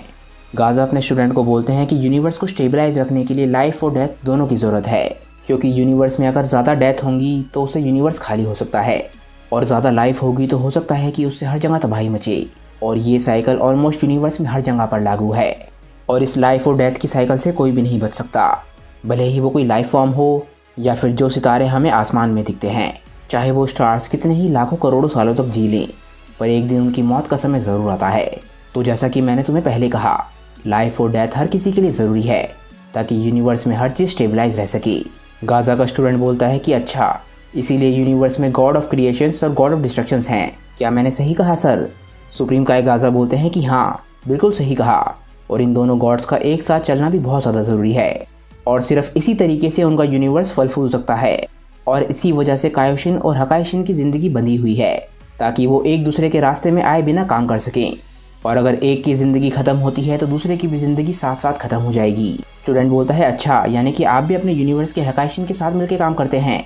गाजा बोलता है, हाँ, मैं और टैरन एक दूसरे की बहुत रिस्पेक्ट करते हैं और इसीलिए हम बहुत ही आसानी से साथ काम भी कर पाते हैं, और यही वजह है कि यूनिवर्स 7 सभी यूनिवर्सेस में सबसे ज़्यादा फल फूल रहा है। बुरी बात यह है कि दूसरे यूनिवर्सेस के गॉड इतने ज़्यादा सिंक में नहीं हैं, इसी वजह से वो उतने प्रॉस्पर नहीं कर पा रहे। स्टूडेंट पूछता है कि क्या दूसरे यूनिवर्सेस को आपसे जलन नहीं होती? गाजा बोलता है कि ज़रूर होती है, और ये एक ऐसा प्राइस है जो कि सक्सेस के लिए आपको चुकाना पड़ता है। तभी एकदम से गाजा को कुछ महसूस होता है। वो बोलता है कि ये क्या हो रहा है, मुझे एक बहुत ही ज़्यादा ईवल प्रेजेंस पूरे यूनिवर्स में फैलती हुई महसूस हो रही है। तभी हम देखते हैं कि वहाँ पर अचानक से ही कोई पहुँच जाता है और ये होता है डीमन लॉर्ड डिमोर्गस। गाजा बोलता है, डिमोर्गस, इस सब का क्या मतलब है? आखिर तुम इस दुनिया में क्या कर रहे हो? डिमोर्गस वहाँ पर आते ही बोलता है कि आखिरकार मुझे वहाँ से निकलने की ताकत मिल ही गई। डिमोर्गस बोलता है कि मॉडल्स की दुनिया की एनर्जी इतनी ज़्यादा क्लीन है कि वो तुम्हें उल्लू बना सकती है। मुझे पता ही नहीं था कि मैं कहाँ पहुँच गया। गाजा हैरानी से डिमोर्गस से पूछता है कि डिमोर्गस, क्या तुम सच बोल रहे हो? क्या तुमने दोनों दुनिया के बीच का बैरियर सच में तोड़ दिया है? ये तो नामुमकिन है। मैं यानी कि गॉड ऑफ क्रिएशन भी ऐसा नहीं कर सकता, और हमारे यूनिवर्स में गॉड ऑफ डिस्ट्रक्शन के बाद मैं सबसे ज़्यादा ताकतवर हूँ। डिमोर्गस बोलता है कि सही कहा, तुम पहले ताकतवर थे, पर अब मैं तुमसे बेहतर हूँ, इसलिए मैं तुम्हें यहाँ पर मारने आया हूँ। गाजा काफ़ी परेशान होने लग जाता है। वो बोलता है कि वो झूठ नहीं बोल रहा, उसकी बॉडी की शेप और ऑरा बिल्कुल बदल चुका है। वो पहले के मुकाबले काफ़ी ज़्यादा ताकतवर है। मैं उससे नहीं लड़ पाऊँगा, मुझे टैरन को बताना होगा। डिमोर्गस एकदम से स्माइल करता है और बोलता है कि मुझे लगता है कि तुम टैरन के पास जाने के बारे में सोच रहे हो, पर अगर मैं तुम्हारी जगह पर होता तो ऐसा नहीं करता। जैसा कि तुम जानते हो कि हमारे जितनी ताकत वाले लोग एक ही झटके में किसी भी प्लैनेट को तबाह कर सकते हैं। गाजा बोलता है कि इससे तुम्हारा क्या मतलब है? यहाँ पर सिर्फ मैं और रो हैं। अगर तुम इस प्लैनेट को डिस्ट्रॉय भी कर देते हो तो मैं इसे रीबिल्ड कर सकता हूँ। भले ही सेक्रेट प्लैनेट के जाने की वजह से मुझे बहुत ज़्यादा दुख होगा। डिमोर्गस बोलता है कि पर मैंने तो इस प्लैनेट को तबाह करने के बारे में तो कुछ कहा ही नहीं। मैं तो सोच रहा था कि मुझे अपने होम प्लैनेट पर जाना चाहिए। मैं वहाँ पर जाकर अपने पुराने दोस्तों से मिलना चाहता हूँ। तुम इस बारे में क्या कहते हो? गाजा बोलता है, क्या? इसके बाद हम एक प्लैनेट को देखते हैं। इसका नाम होता है हाइशिन प्लैनेट। ये वो प्लैनेट है जहाँ पर सारे कायोस और कायोशिन्स का जन्म होता है। इसके बाद हम इस प्लैनेट के अंदर जाते हैं और एक पेड़ को देखते हैं। ये वही पेड़ है जहाँ पर गोल्डन फ्रूट्स लगते हैं और जिससे कायोस और मकायोस का जन्म होता है, और उस पेड़ के नीचे काफ़ी सारे कायस की ट्रेनिंग चल रही होती है। और वहीं पर हम कायोशिन्स की बिल्डिंग को देखते हैं। गाजा डिमोर्गस से बोलता है कि मुझे विश्वास नहीं होता, तुम अपनी रेस और अपने होम प्लैनेट को तबाह करना चाहते हो। डिमोर्गस बोलता है कि तुम्हें क्या लगता है कि मैं कौन हूँ? मैं हूँ सुप्रीम डीमन किंग। तुम्हें क्या लगा था कि मैं तुम्हारी तरह नरम दिल होऊंगा? मुझे अपनी पूरी रेस को तबाह करने में ज़रा से भी दिक्कत नहीं है और मुझे उनके लिए कुछ भी महसूस नहीं होगा। ना ही उस पेड़ को तबाह करते हुए जिस पेड़ पे मेरा जन्म हुआ था। पर सोचो कितना बुरा होगा अगर सभी शिनजिन और काइजू ट्रीज़ का एक साथ खात्मा हो जाए कायोशिन प्लैनेट के साथ। अभी जो भी कायोशिन्स और कायोस बनने के लिए ट्रेनिंग ले रहे हैं वो सभी एक साथ मारे जाएंगे और इसके बाद किसी का भी जन्म नहीं होगा, यानी कि गॉड्स की अगली जनरेशन जन्म ही नहीं लेगी। कितनी बुरी बात होगी। गाज़ा समझ जाता है कि डेमियोर्गस क्या बोलना चाहता है। वो बोलता है, रो मुझे तुम्हारी मदद की ज़रूरत है, जल्दी से काय का इस्तेमाल करो और लॉर्ड टैरन को यहाँ पर लेकर आओ। तब तक मैं इसे रोकने की कोशिश करता हूँ, तो जल्दी जाओ। रो बहुत ज़्यादा घबरा जाता है। वो बोलता है, पर सर मैंने अभी वो टेक्निक मास्टर नहीं करी है। डेमियोर्गस एकदम से एक अटैक करता है और बोलता है कि तुम्हें क्या लगता है कि मैं यहाँ से तुम्हें इतनी आसानी से जाने दूंगा। ये अटैक रो की तरफ बढ़ने लग जाता है और वो डर के मारे हिल भी नहीं पाता। ये अटैक बिल्कुल रो के नज़दीक पहुँच जाता है और ऐसा लगता है कि ये उससे टकरा जाएगा। हम देखते हैं कि गाज़ा अचानक से ही बीच में आ जाता है और डेमियोर्गस के अटैक को डिफ्लेक्ट कर देता है। वो बोलता है, रो जल्दी से यहाँ से जाओ। रो एकदम से काय टेक्निक का इस्तेमाल करता है और हम देखते हैं कि वो स्पेस में पहुँच जाता है। वो अभी टैरन के प्लेनेट तक नहीं पहुँचा है। वो बहुत ज़्यादा घबराने लग जाता है और अपने दिमाग पे जोर लगा के सोचने लग जाता है कि वो इस वक्त कहाँ पर है। दूसरी तरफ डेमियोर्गस और गाज़ा की लड़ाई शुरू हो जाती है और वो दोनों एक दूसरे पर लाते और घुसे बरसा रहे होते हैं। गाज़ा डेमियोर्गस को पूरी टक्कर दे रहा होता है, पर ये लड़ाई उसके लिए काफ़ी ज़्यादा भारी है। हम देखते हैं कि डेमियोर्गस उस पर हावी होने लग जाता है और लगातार उसे पंचेस मारता है। गाज़ा काफ़ी सारे अटैक्स को डॉज करने में कामयाब हो जाता है, पर डेमियोर्गस एकदम से उसके पेट में बहुत ही ज़बरदस्त पंच मारता है और गाज़ा के मुंह से खून निकल जाता है। गाज़ा अचानक से ही डेमियोर्गस के हाथ को पकड़ लेता है और एकदम से अपने हाथ में एक तलवार बना लेता है। पर इससे पहले कि गाज़ा अपना अटैक शूट कर पाए, हम देखते हैं कि डेमियोर्गस अपने मुंह से आग छोड़ देता है। गाज़ा बिल्कुल हैरान रह जाता है और अगले ही पल हम देखते हैं कि वो चारों तरफ से आग में लिपटा हुआ होता है। वो ज़मीन पर जाके गिरने लग जाता है, पर तभी वो एकदम से अपनी एनर्जी को रिलीज़ करता है। वो काफ़ी बुरी तरीके से घायल हो चुका है, पर वो अभी भी लड़ सकता है। डेमियोर्गस इसके बाद गाज़ा की तरफ बढ़ता है और वो एकदम से अपने हाथ में एक त्रिशूल बना लेता है।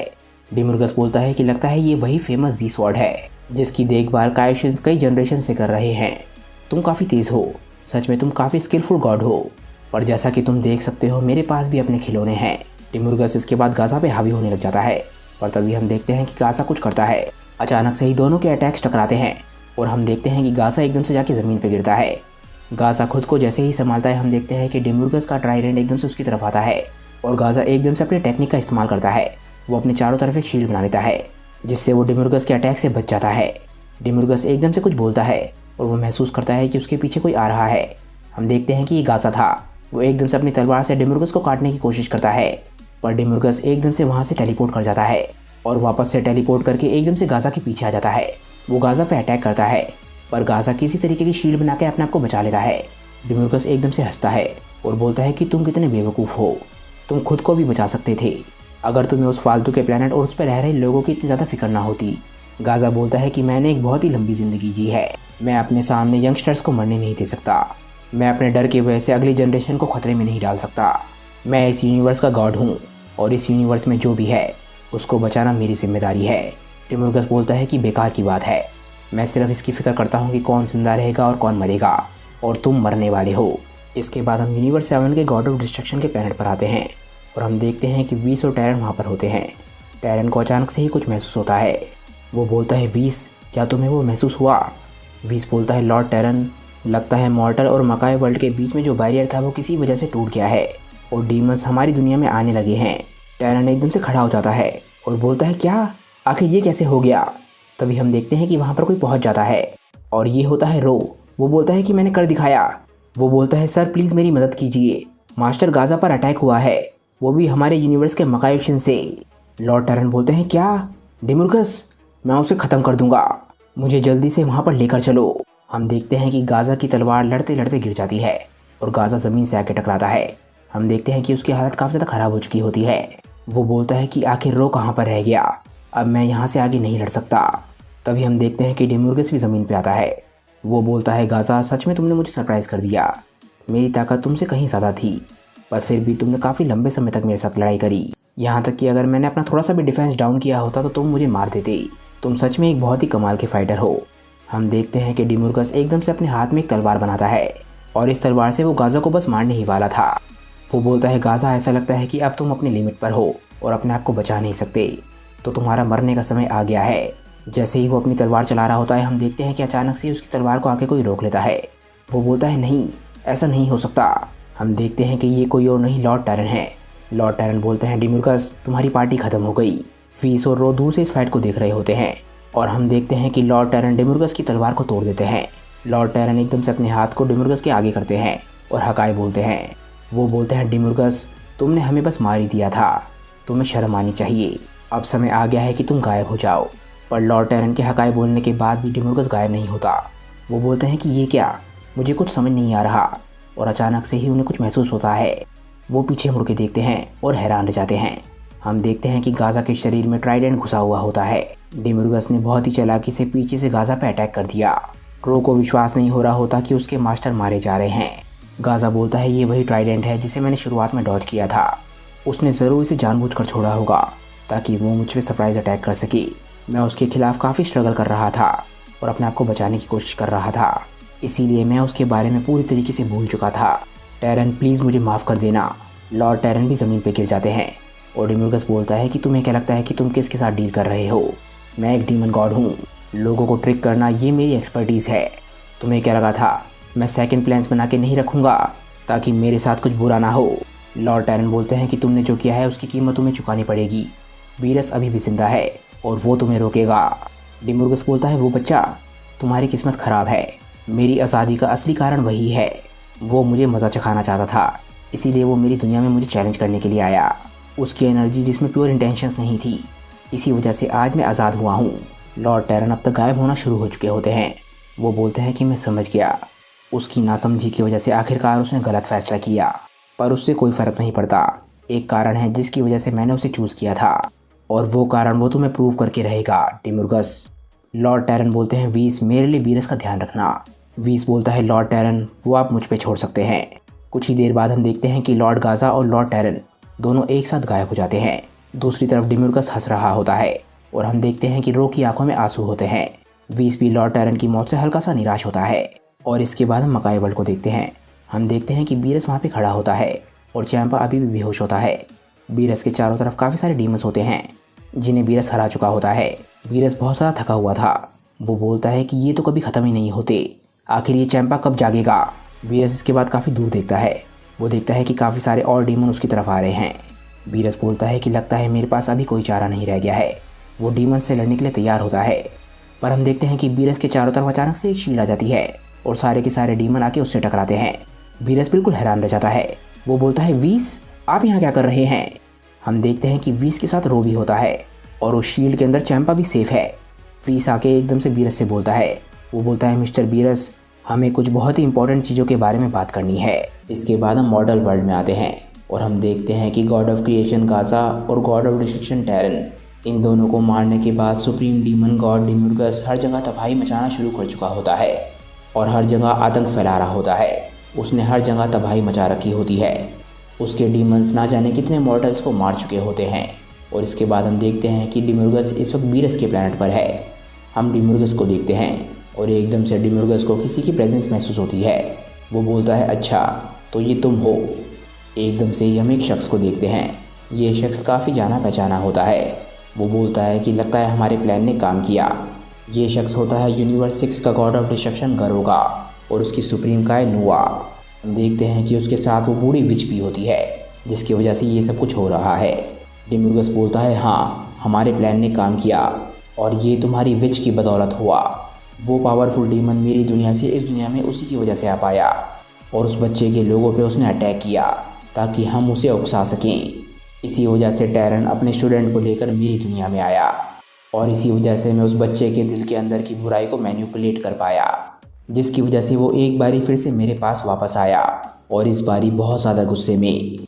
इस तरीके से मैंने अपनी ताकतों को बहुत ज़्यादा बढ़ा लिया और दोनों दुनिया के बीच के बैरियर को तोड़ दिया। उसके बाद मैंने गाज़ा को मार दिया जिसकी वजह से टैरन की भी मौत हो गई।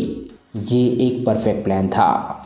गरोगा बोलता है बिल्कुल सही, पर यह बात बिल्कुल मत भूलना कि ये सब कुछ हमारी वजह से हुआ है। वो मैं ही था जिसका आइडिया था कि डीमंस का इस्तेमाल किया जा सकता है हमारे प्लान के लिए, और वो नुआ थी जो उस विच को लेकर आई जिसकी वजह से हमारे प्लान्स आगे बढ़ सके। वो बात सही है कि गाज़ा और टैरन की मौत से हमें भी बहुत बड़ा फ़ायदा हुआ है, पर फिर भी हमें उम्मीद है कि इस यूनिवर्स से हमें थोड़ा बहुत फ़ायदा मिलता रहेगा वक्त आते आते। डिम्यूर्गस इसके जवाब में बोलता है बिल्कुल बिल्कुल चिंता मत करो, इस यूनिवर्स में तुम्हारा एक साथी बैठा है, जब भी तुम्हें उसकी ज़रूरत पड़ेगी। इसके बाद हम देखते हैं कि एकदम से ही वो विच बोलना शुरू करती है। वो बोलती है कि मुझे अच्छा लगा कि तुम लोगों को जो चाहिए था वो तुम्हें मिल चुका है और तुमने अपने गोल्स को पा लिया, पर अब मुझे भी अपना रिवॉर्ड चाहिए जो काम मैंने किया है उसके लिए। इसीलिए मैं एक गॉडेस बनना चाहती हूँ। एकदम से ही हम देखते हैं कि हंसने की आवाज़ आती है और वो विच हैरान रह जाती है। गरोगा एकदम से हंसकर बोलता है कि तुम एक गॉडेस बनना चाहती हो? क्या तुम्हें सच में लगता है कि तुम्हारे जैसी एक बीमार बुढ़िया दैवीयता को अचीव कर सकती है? मुझे हंसने पर मजबूर मत करो। विच एकदम से ही शॉक रह जाती है। वो बोलती है, पर ये हमारे डील का पार्ट था, तुमने प्रॉमिस किया था। गरोगा एकदम से चिल्लाता है और बोलता है, बहुत हो गया, तुम बस एक मॉर्टल हो, इसीलिए तुम्हें इसमें ही खुश होना चाहिए कि तुम्हें देवताओं के साथ काम करने का मौका मिला। अपनी जगह को मत भूलो। विच इसके जवाब में बोलती है कि मेरे साथ डील तोड़कर तुम सही नहीं कर रहे हो, तुम्हें इसकी सज़ा मिलेगी। मेरे साथ डील तोड़कर कोई भी बच नहीं पाता है। हम देखते हैं कि वो विच एकदम से ये पोर्टल बनाती है और वहाँ से अचानक से ही चली जाती है। जैसे ही वो पोर्टल बंद होता है, नुआ बोलते हैं कि क्या हमें उसके पीछे नहीं जाना चाहिए? गरोगा बोलता है, नहीं, उसकी जैसी कमज़ोर एक गॉड ऑफ डिस्ट्रक्शन का कुछ भी नहीं बिगाड़ सकती, तो उसे जाने दो। एकदम से ही गरोगा हंसता है और बोलता है कि मैटर ये करता है कि हमें जो करना है हम वो करें। अब यूनिवर्स 7 में सच में तबाही मच जाएगी और टैरन जिन भी चीज़ों को चाहता था वो सब कुछ बर्बाद हो जाएगा। इसके बाद सीन चेंज होता है और हम वीस, बीरस, चैंपा और रो को देखते हैं। टैरन और गाज़ा की मौत के बाद कुछ दिन बीत चुके हैं और ठीक उसी दिन बीरस की रेस के सभी लोगों को भी मार दिया गया था। और इस वक्त बीरस, चैंपा और रो ये तीनों ही प्लैनेट ऑफ डिस्ट्रक्शन पर हैं और तब से ही ये तीनों बिल्कुल डिप्रेस्ड हैं। वीस अभी अभी प्लैनेट पर वापस लौटा होता है। वो बोलता है कि मैं भी ग्रैंड ज़ेनो और हाई प्रीस्ट के साथ मीटिंग से आया हूँ। जिस दिन से मिस्टर टैरन और गाज़ा की मौत हुई है उस दिन से डेमिर्गेस ने हर जगह तबाही मचा रखी है। पूरा यूनिवर्स इस वक्त दहशत में है और हम लोग एक ऐसे पॉइंट पर पहुंच रहे हैं जहां से इस तबाही को ठीक नहीं किया जा सकेगा। हमें 1 महीने का समय मिला है जिसमें हम इस प्रॉब्लम को सॉल्व कर सकते हैं। अगर ऐसा नहीं हुआ तो ग्रेट ज़ेनो हमारे पूरे के पूरे यूनिवर्स को डिलीट कर देंगे। बीरस बिल्कुल डिप्रेस होकर बोलता है कि मुझे ऐसा नहीं लगता वीस, यूनिवर्स 6 का बेवकूफ़ गॉड मेरे बारे में सही था। मैं एक गॉड ऑफ डिस्ट्रक्शन बनने के लायक नहीं हूँ। मैं बहुत ज़्यादा कमज़ोर हूँ। मैं डेमिर्गेस को भी नहीं हरा पाया और वैसे भी ये सब कुछ जो भी हो रहा है इसमें मेरी गलती है। रो इसके बाद बोलता है कि मैं भी अभी सुप्रीम काय बनने के लिए बिल्कुल भी तैयार नहीं हूँ। मैं बहुत ज़्यादा कमज़ोर हूँ और इनएक्सपीरियंस्ड भी। मेरी ही वजह से मिस्टर गाज़ा को सही समय पे नहीं बचाया जा सका और इसके अलावा मुझे अभी तक ये भी नहीं पता है कि एक गॉड कैसे बना जाता है और मैं कभी भी मिस्टर गाज़ा की तरह महान नहीं बन पाऊँगा। ये सब कुछ सुन के चैंपो को बहुत ज़्यादा गुस्सा आता है। वो बोलता है कि तुम लोग किस तरीके के फालतू गॉड्स हो? तुम जिसके बाल बड़े हैं, क्या तुम उस सुप्रीम समथिंग के असिस्टेंट नहीं थे? ऐसा कैसे हो सकता है कि तुमने उससे कुछ भी ना सीखा हो? क्या तुम इतने बेवकूफ़ हो? और ये बात किसने कही कि तुम्हें महान बनने की ज़रूरत है? क्या तुम्हें सच में लगता है कि तुम्हारे जैसे पागल चेहरे को देख के कोई ये बोलेगा कि तुम महान हो? तुम बस एवरेज बन जाओ और उतना काफ़ी होगा। रो बोलता है, अच्छा ठीक है, मैं ट्राई करूँगा। और इसके बाद हम देखते हैं कि चैंपा बीरस की तरफ देखता है और बोलता है, बीरस तुम्हारे को क्या हुआ? तुम जो कि खुद को इतना महान समझते थे और अपने बारे में इतना अच्छा सोचते थे, क्या तुम सच में उस घिनौने शख्स को हमारे प्लैनेट को तबाह करने दोगे और उस बारे में कुछ भी नहीं करोगे? तुम हमेशा ही उछलते रहते थे क्योंकि तुम गॉड ऑफ डिस्ट्रक्शन के स्टूडेंट थे और अब जब सच में इतनी बड़ी दिक्कत सामने आ रही है तो तुम अपनी दुम दबा के भागने की कोशिश कर रहे हो। तुम्हें देख के तो लग भी नहीं रहा कि तुम सच में तुम हो। अब एक मर्द बनो और तुमसे जो गलती हुई है उसे सही करो। बीरस एकदम से चैंपा की तरफ देखने लग जाता है। उसे बहुत ज़्यादा गुस्सा आता है। बीरस एकदम से चिल्लाता है और बोलता है कि चुप हो जाओ लूज़र कहीं के। तुम्हें क्या लगता है कि तुम किससे बात कर रहे हो? मैं तुम्हारे जैसे बेवकूफ़ के हाथों इंसल्ट बर्दाश्त नहीं करूँगा। वीस अब जल्दी करो और ट्रेनिंग शुरू करो। वीस ये सब कुछ देख रहा था। वो बोलता है कि अरे वाह, बहुत बढ़िया, मुझे तो कुछ करने की ज़रूरत ही नहीं पड़ी। ठीक है मिस्टर बीरस, तो आपकी ट्रेनिंग हम अभी के अभी शुरू करते हैं, पर मुझे माफ़ कीजिएगा, मुझे आपको ये बताना पड़ेगा कि आपकी ताकतें अकेली उसे हराने के लिए काफ़ी नहीं होंगी। बीरस हैरान होकर पूछता है कि इससे तुम्हारा क्या मतलब है? बीस बोलता है कि इस बात को ध्यान में रखते हुए कि 1 महीने में ज़ेनो सामा हमारे यूनिवर्स की सिचुएशन में इंटरफेयर करने के लिए आ जाएंगे, चाहे मेरे ट्रेनिंग के मेथड्स कितने भी इफेक्टिव हो। पर मुझे डर है कि इस 1 महीने के समय में आप इतने ताकतवर नहीं हो पाएंगे कि आप डिमोर्गस को समय पे हरा सकें। वीरस इसके बाद चिल्लाकर बोलता है कि तो अब हमें क्या करना चाहिए। इसके बाद वीरस के भाई चैंपा की तरफ देखता है और चैंपा हैरान होता है। वीस बोलता है, मिस्टर चैंपा, मेरे पास आपके लिए एक सवाल है। क्या इसका कोई चांस है कि आप एक गॉड ऑफ डिस्ट्रक्शन बनने के कैंडिडेट को एक्सेप्ट करेंगे? ये बात सुन के चैंपा थोड़ा सा हैरान था, पर एकदम से ही वो खुश हो जाता है। चैंपा बोलता है कि वैसे सच बताऊं तो मैं ऐसा करना तो नहीं चाहता, पर अब हमारे पास कोई भी चॉइस नहीं है, इसीलिए मैं इस चीज़ को एक्सेप्ट करता हूँ। वीस ये बात सुन के बिल्कुल खुश हो जाता है और बोलता है, बहुत बढ़िया, तो आप लोगों की ट्रेनिंग हम अभी शुरू करते हैं। मैं आप दोनों को ही लेकर एक स्पेशल डायमेंशन में जाऊँगा जहाँ पर आप खुलकर आराम से ट्रेनिंग कर सकेंगे। हम देखते हैं कि रो वहीं पर खड़ा होकर ये सब कुछ सुन रहा था। वो पूछता है, सर पर मेरा क्या, मुझे अब क्या करना चाहिए? एकदम से ही हम देखते हैं कि वीस अपने स्टाफ को उठाता है और अचानक से ही वहाँ पर एक तलवार आ जाती है। ये तलवार आकर सीधा रो के हाथों में गिरती है और रो इस तलवार को कैच कर लेता है। वीस इसके बाद बोलता है कि हो सकता है मिस्टर वीरस और मिस्टर चैंपा को तुम्हारी मदद की ज़रूरत पड़े, इसीलिए अपनी एबिलिटीज़ को ट्रेन करो। रो इस तलवार को देखते ही पहचान जाता है और बोलता है कि ये तो वो तलवार है जो मेरे मास्टर की थी और उनके भी मास्टर की। मैं खुद को इस तलवार के लायक बना कर रहूँगा। इसके बाद हमारे हीरोज़ अपने अपनी ट्रेनिंग में लग जाते हैं, जहाँ रो अकेले ट्रेन कर रहा होता है और अपनी एबिलिटीज़ को इम्प्रूव कर रहा होता है जी स्वॉर्ड की मदद से। वहीं वीरस और चैंपा को लेकर एक स्पेशल डायमेंशन में जाता है जो कि उसके स्टाफ के अंदर होता है। और वीस के स्टाफ के अंदर वीरस और चैंपा की बहुत ही खतरनाक ट्रेनिंग शुरू हो जाती है। हम रो को अकेले जी स्वॉर्ड से ट्रेन करते हुए देखते हैं और इसके बाद हम देखते हैं कि वीरस और चैंपा भी ट्रेनिंग करने में लगे हैं। और इस तरीके से यूनिवर्स 7 के नए गॉड्स की ट्रेनिंग शुरू हो जाती है और उनके पास वक्त बहुत ही कम है कि वो खुद को इतना ताकतवर बना सके कि वो वक्त रहते अपने यूनिवर्स को बचा पाए इतने बड़े खतरे से। वीरस, चैंपा और रो की ट्रेनिंग शुरू होने के बाद करीब 1 महीना बीत चुका होता है और इस बीच वीरस, चैंपा और रो बहुत ही मेहनत से ट्रेनिंग करते रहते हैं और अपनी एबिलिटीज़ को बढ़ाते रहते हैं। दूसरी तरफ डीमन गॉड डिमोर्गस ने प्लैनेट नेकोसाई को अपना बेस बना लिया था। वो अपने प्लैनेट से उस सारे डिस्ट्रक्शन को देख रहा था जो उसके डीमंस पूरे यूनिवर्स में फैला रहे थे। इसके बाद हम डिमोर्गस को देखते हैं जो कि अपनी क्रिस्टल बॉल में देख रहा होता है। वो बोलता है कि मुझे बहुत पसंद आता है जब ये बेवकूफ़ मॉडल्स मेरे डीमंस का सामना करने की कोशिश करते हैं। मुझे हमेशा ही बहुत अच्छा लगता है जब मैं इतना खून खराबा देखता हूँ। एकदम से डिमोर्गस को कुछ महसूस होता है और उसके चेहरे पर स्माइल आ जाती है। वो बोलता है कि लगता है मेरे पास थोड़े गेस्ट आए हैं। तभी हम देखते हैं कि रो, चैंपा और वीरस तीनों प्लैनेट नेकोसाई तक पहुँच जाते हैं। वहाँ पर हम देखते हैं कि बहुत सारे डीमंस ऑलरेडी इनका इंतज़ार कर रहे थे। तभी एकदम से रो अपनी तलवार को समन करता है और उसकी जी स्वॉर्ड उसके हाथ में आ जाती है। रो बोलता है कि तुम लोग इनकी चिंता मत करो, मैं इन लोगों को संभाल लूँगा। चैंपा बोलता है, ठीक है, हम इन्हें तुम्हारे हाथों में छोड़कर जा रहे हैं। तभी हम देखते हैं कि वीरस और चैंपा एकदम से डिमोर्गस के कैसल की तरफ जाने लग जाते हैं। इसके बाद हम स्पेस में आते हैं और हम देखते हैं कि वीस प्लैनेट के बाहर से इस लड़ाई को देख रहा था। वो बोलता है कि आज हमें जानने का मौका मिलेगा कि ये नए गॉड्स क्या कर सकते हैं। तभी हम डिमोर्गस को देखते हैं। हम देखते हैं कि उसके सामने का दरवाज़ा एकदम से ही टूटता है और वो बोलता है, स्वागत है। हम देखते हैं कि ये कोई और नहीं चैंपा और वीरस है। चैंपा आकर एकदम से ही डिमोर्गस पे चिल्लाता है। वो बोलता है कि तुम बेवकूफ़, तुम्हारी हिम्मत कैसे हुई, हमारे लोगों को तुमने डिस्ट्रॉय कर दिया और इस प्लैनेट को तुमने अपना बना लिया। डिमोर्गस बोलता है कि अब मैं इस यूनिवर्स का गॉड हूँ, इसीलिए यहाँ की हर चीज़ मेरी है।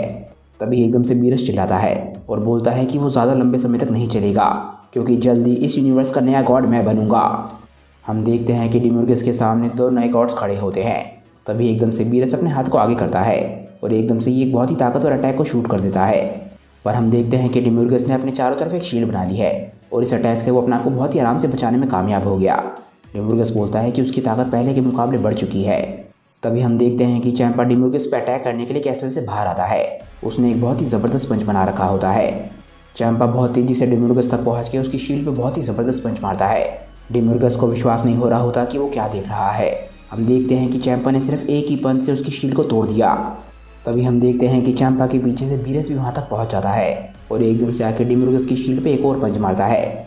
हम देखते हैं कि वीरस के सिर्फ एक पंच से डिमोर्गस की शील्ड चकनाचूर हो जाती है और तभी वीरस अपने इस पंच को डिमोर्गस के पेट में मारता है। वीरस का ये पंच इतना ज़बरदस्त था कि एकदम से ही डिमोर्गस के मुंह से खून निकलने लग जाता है और तभी एकदम से चैंपा उस पर बिल्कुल भी रहम नहीं करता और उसके पेट में बहुत ही ज़बरदस्त किक मारता है। हम देखते हैं कि डिमोर्गस पीछे की तरफ जाके गिर रहा होता है, पर तभी वो एकदम से खुद को संभाल कर अपना एक स्लैश अटैक चैंपा की तरफ फेंकता है।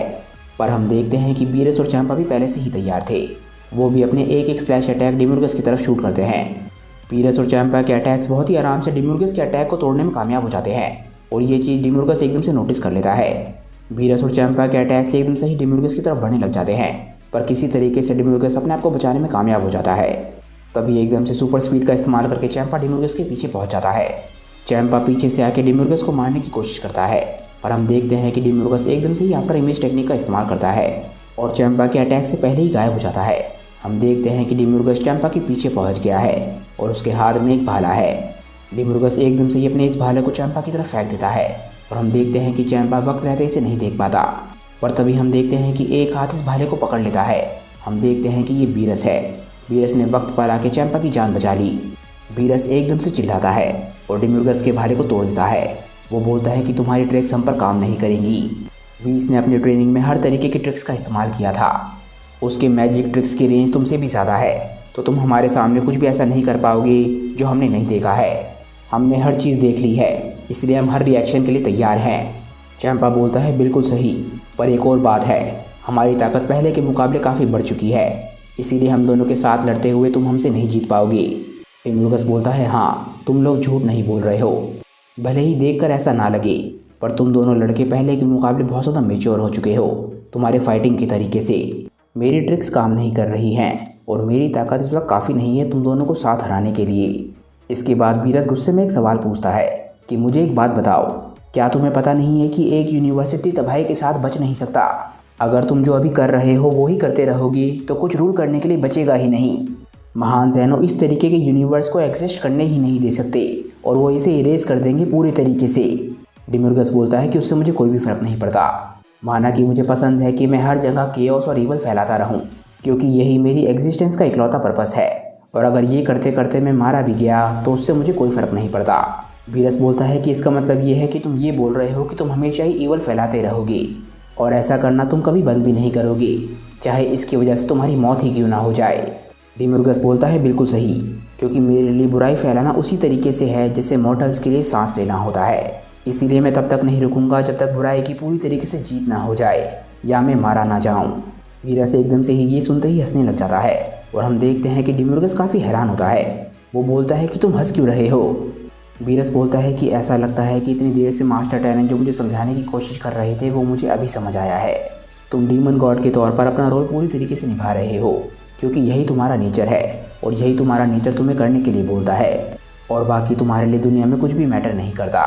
तुम सिर्फ वो रोल प्ले करते हो जो एग्जिस्टेंस में तुम्हारा है, और तुम्हारे नेचर की वजह से तुम्हारे साथ क्या होगा इससे तुम्हें कोई भी फ़र्क नहीं पड़ता।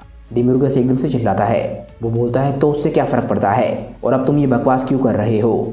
वीरस बोलता है क्योंकि अभी अभी तुमने मुझे ये रियलाइज़ कराया कि असली गॉड होना क्या होता है। हम देखते हैं कि वीरस एकदम से ही डिस्ट्रक्शन की पावर्स को समन करने लग जाता है। वो बोलता है चैंपा दूर हट जाओ। चैंपा काफ़ी हैरान होता है, पर वो वीरस की बात को मान के पीछे की तरफ हट जाता है और हम देखते हैं कि वीरस अचानक से ये डिस्ट्रक्शन की बॉल बना लेता है। डिमिर्गस एकदम से ही हंसने लग जाता है और बोलता है कि अब ये मत बोलना कि तुम मेरे साथ सीधा सामना करना चाहते हो अपनी उस टेक्निक का इस्तेमाल करके। हम देखते हैं कि डिमिर्गस अपने मन ही मन में खुश हो रहा होता है। डिमिर्गस एकदम से ही चिल्लाता है कि बेवकूफ़, लगता है तुम कभी नहीं सीखने वाली। हम देखते हैं कि वीरस की डिस्ट्रक्शन बॉल आखिरकार तैयार हो चुकी होती है और आखिर वीरस अपनी इस डिस्ट्रक्शन की बॉल को डिमिर्गस पर फेंक देता है। डिमिर्गस बोलता है कि मैं इस अटैक की ताकत को पहले कम कर दूंगा और उसके बाद इसे एब्जॉर्ब कर लूँगा, जैसा कि मैंने पिछली बारी किया था। इस तरीके से मेरी ताकत बढ़ जाएगी और उसके बाद मैं इन दोनों को हराने में कामयाब हो जाऊंगा। हम देखते हैं कि एकदम से ही डिमिर्गस एक अटैक बनाता है और वीरस के इस अटैक पे शूट कर देता है। डिमिर्गस का ये अटैक वीरस के अटैक पे जाके लगता है। डिमिर्गस को लगता है कि उसने वीरस के अटैक को कमज़ोर कर दिया और इसके बाद वो वीरस के अटैक को एब्जॉर्ब करने की कोशिश करने लग जाता है। वो बोलता है कि मुझे ये ताकत दे दो बेवकूफ़। पर डिमिर्गस बिल्कुल हैरान रह जाता है। वो बोलता है कि आखिर ये क्या है, मैं इस अटैक की एनर्जी को एब्जॉर्ब क्यों नहीं कर पा रहा हूँ। वीरस बोलता है कि पिछली बारी मेरे हकाए की एनर्जी नेगेटिव फीलिंग से भरी हुई थी, क्योंकि पिछली बारी मेरी पर्सनैलिटी में काफ़ी ज़्यादा दिक्कतें थी और मैं डिस्ट्रक्शन के असली पर्पस को पहले समझ नहीं पाया था। यहाँ से आगे कभी भी मैं अपने फीलिंग्स के हिसाब से डिस्ट्रक्शन का इस्तेमाल नहीं करूँगा, बल्कि सिर्फ इसलिए इस्तेमाल करूँगा क्योंकि वो मेरा काम है। नफ़रत, प्यार, दया, ये कभी भी मेरी डिस्ट्रक्शन के बीच में नहीं आएंगे, क्योंकि एक गॉड को अपनी फीलिंग से ऊपर उठना ज़रूरी है। डिमिर्गस एकदम से ही चिल्लाता है और बोलता है तुम बेवकूफ़, क्या तुम ये बोल रहे हो कि अब तुम्हें मुझसे नफ़रत नहीं है? मैंने तुम्हारे मास्टर को मार दिया और तुम्हारे लोगों को भी ख़त्म कर दिया, क्या तुम्हें याद है? वीरस बोलता है, मेरे मास्टर और मेरे लोग इसलिए ख़त्म हुए क्योंकि यही नेचुरल ऑर्डर है और ये किस्मत का एक ऐसा हिस्सा था जिसे बदला नहीं जा सकता। तुमने सिर्फ एक एजेंट का काम किया जिसकी वजह से ये हो पाया। इसी तरीके से मैं भी एक एजेंट हूँ जो कि तुम्हारे डिस्ट्रक्शन का कारण बन रहा है। डिमिर्गस बोलता है, बेवकूफ़ बच्चे, तुम्हारी हिम्मत कैसे हुई कि तुम अपने आप को इतना महान दिखा रहे हो? तुम आखिर खुद को समझते क्या हो? इसके बाद वीरस बोलना शुरू करता है। वो बोलता है, मैं हूँ वीरस द डिस्ट्रॉयर और अब मैंने काफ़ी सहन कर लिया। एकदम से ही वीरस अपने हाथों को आगे करता है और वो अपनी डिस्ट्रक्शन बॉल को प्लैनेट की तरफ पुश करने लग जाता है। डिस्ट्रक्शन की बॉल जाके एकदम से ही प्लैनेट से टकराती है और डिमिर्गस अब समझ जाता है कि क्या होने वाला है। वो चिल्लाता है, नहीं, और आखिरकार वीरस बोलता है, हक्काई, और इसी के साथ डिमिर्गस और वीरस के प्लैनेट का खात्मा हो जाता है। हम वीरस के प्लैनेट को बाहर से देखते हैं। हम देखते हैं कि आखिरकार वीरस का प्लैनेट तबाह हो जाता है और डिस्ट्रक्शन के बाद उसका नामो निशान भी नहीं बचता। सब कुछ खत्म होने के बाद चैंपा वीरस के पास वापस आता है और बोलता है, तुमने हमारे प्लैनेट को भी ख़त्म कर दिया, आखिर तुमने ऐसा क्यों किया? वीरस बोलता है कि नेकोसाई के लोग अब जिंदा नहीं हैं, इसीलिए कोई लॉजिकल रीज़न नहीं था इस प्लैनेट को अपने यूनिवर्स में रखने का। चैंपा बोलता है कि इससे तुम्हारा क्या मतलब है कि वहाँ पर अब लोग नहीं बचे, हम लोग अभी भी नेकोसेजियंस हैं। वीरस बोलता है, नहीं, हम अब वीरस और चैंपा हैं, गॉड ऑफ डिस्ट्रक्शंस। तभी एकदम से वीस वहाँ पर आ जाता है और बोलता है कि लगता है तुम्हें समझ आ गया कि एक देवता होना क्या होता है। लगता है मिस्टर टैरन सही थे तुम्हें अपने डिसाइपल के तौर पे चूज़ करने में। मिस्टर वीरस, आप सच में एक गॉड ऑफ डिस्ट्रक्शन बनने के लायक हैं। तभी हम देखते हैं कि रोबी वहाँ पर वापस लौट आता है और बोलता है कि सच में वहाँ पर तो हज़ारों डीमंस थे, पर जब प्लैनेट तबाह हुआ तो काफ़ी सारे मारे गए और बाकी डिमिर्गस की मौत के बाद इधर उधर भाग गए। वीस बोलता है, क्योंकि अब डिमिर्गस यहाँ पर बाकी डीमंस की मदद करने के लिए नहीं है तो काफ़ी सारे डीमंस कंफ्यूज हो जाएंगे और वापस अपने प्लैनेट मकाए पर लौट जाएंगे और जो शांति से नहीं लौटेंगे उन्हें हम संभाल सकते हैं। वीरस एकदम से स्माइल करता है और बोलता है कि तो ऐसा लगता है कि हम लोग जीत गए। इसके बाद कुछ दिन बीत जाते हैं और हम महान ज़ैनो के पैलेस पर आते हैं जहाँ पर सारे गॉड्स और एंजल्स आए हुए हैं 18 यूनिवर्स के, और ऑब्वियसली यूनिवर्स 7 के गॉड ऑफ डिस्ट्रक्शन टैरन और गॉड ऑफ क्रिएशन गाजा यहाँ पर नहीं है क्योंकि उनकी मौत हो चुकी है। और इन सभी गॉड्स और एंजल्स के बीच में कुछ लोग और थे जिनमें थे वीस, वीरस, चैंपा और रो। हम इसके बाद ग्रैंड प्रीस्ट को देखते हैं। हम देखते हैं कि सभी गॉड्स और एंजल्स उनके सामने सर झुकाए हुए हैं। ग्रैंड प्रीस्ट इसके बाद बोलते हैं कि जैसा कि आप सभी को शायद पता होगा कि यूनिवर्स 7 के गॉड ऑफ डिस्ट्रक्शन और गॉड ऑफ क्रिएशन टैरन और गाजा मारे जा चुके हैं और ये सब कुछ किया था उन्हीं के यूनिवर्स के मकायोशिन ने, यानी कि डिमिर्गस। हम देखते हैं कि गरोगा और नुआ भी वहाँ पर हैं और उन दोनों के चेहरे पे स्माइल होती है, पर तभी हम देखते हैं कि वादोस किसी वजह से परेशान होती है। ग्रैंड प्रीस्ट इसके बाद बोलते हैं कि 2 मॉडल्स और गाजा के असिस्टेंट की वजह से उनके यूनिवर्स में आया हुआ खतरा आखिरकार टाला जा चुका है और इसी वजह से उनके यूनिवर्स को ग्रैंड ज़ैनो के हाथों इरेज नहीं किया जा रहा। हम देखते हैं कि वीरस और चैंपा चैन की सांस लेते हैं। गरोगा इसके बाद अपने मन में सोचने लग जाता है कि आखिर ऐसा कैसे हो सकता है कि डिमिर्गस इन दोनों बच्चों के हाथों हार गया। वो बोलता है कि चलो कोई बात नहीं, मैं कोई और तरीका ढूंढ लूँगा ताकि मैं उस यूनिवर्स में फिर से केओस फैला सकूँ। इसके बाद गरोगा का ध्यान चैंपा पे जाता है। वो बोलता है, हाई प्रीस्ट, अगर आप मुझे अलाउ करें तो मेरा एक सवाल है। मैं समझ सकता हूँ कि टैरन और गाजा के डिसाइपल्स यहाँ पर क्यों हैं, क्योंकि अब वही यूनिवर्स 7 के नए गॉड्स बनेंगी, पर मैं अभी भी नहीं समझ पा रहा हूँ कि आखिर ये मॉडल यहाँ पर क्यों है। गरोगा चैंपा के बारे में बात कर रहा होता है। ग्रैंड प्रीस्ट बोलते हैं कि असल में इस मीटिंग के 2 पर्पस हैं। पहला पर्पस ये है कि मिस्टर वीरस और मिस्टर रो इनको यूनिवर्स 7 के नए गॉड ऑफ डिस्ट्रक्शन और गॉड ऑफ क्रिएशन के तौर पे अनाउंस करना, और दूसरा ये है कि यूनिवर्स 6 के गॉड्स को हटाए जाने की अनाउंसमेंट करना ताकि मिस्टर चैंपा को यूनिवर्स 6 के नए गॉड ऑफ डिस्ट्रक्शन के तौर पर बिठाया जा सके। गरोगा ये बात सुन के हैरान रह जाता है। वो बोलता है, क्या ऐसा नहीं हो सकता? ग्रैंड प्रीस्ट बोलते हैं कि हमें पता लगा है कि यूनिवर्स 7 में जो कुछ भी हुआ वो तुम दोनों की वजह से हुआ है। नुआ बोलती है कि ऐसा आप कैसे कह सकते हैं, मुझे उम्मीद है कि आपके पास कोई प्रूफ होगा।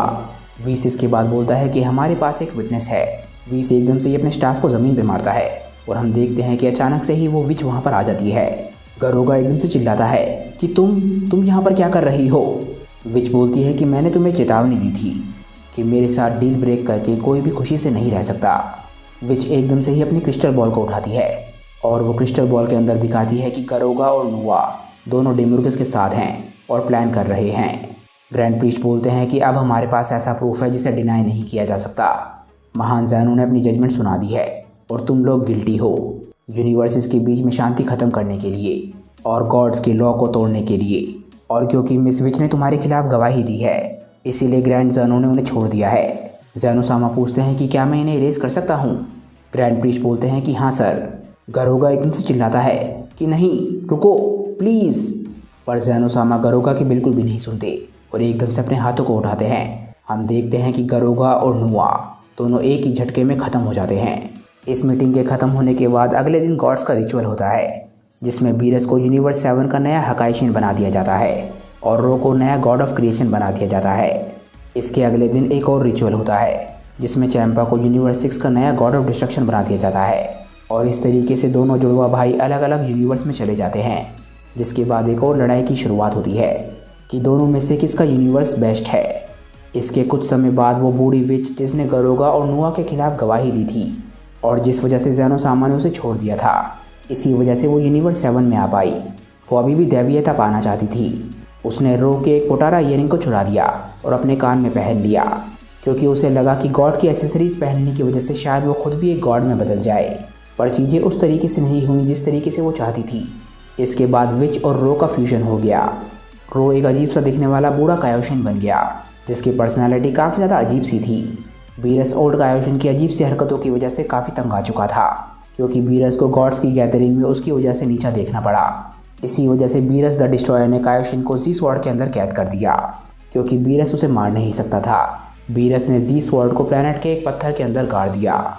इसके बाद समय बीतता चला गया और बीरस और ज़्यादा ताकतवर हो गया।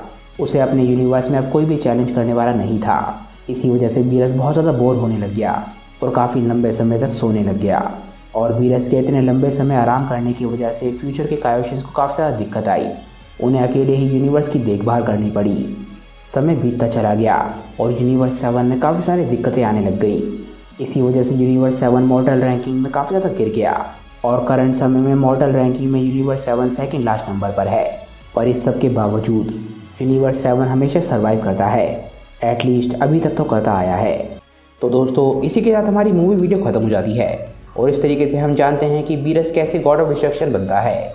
मुझे पूरी उम्मीद है कि ये वीडियो आप लोगों को काफ़ी पसंद आई होगी। तो चलिए दोस्तों, आज की वीडियो के लिए बस इतना ही।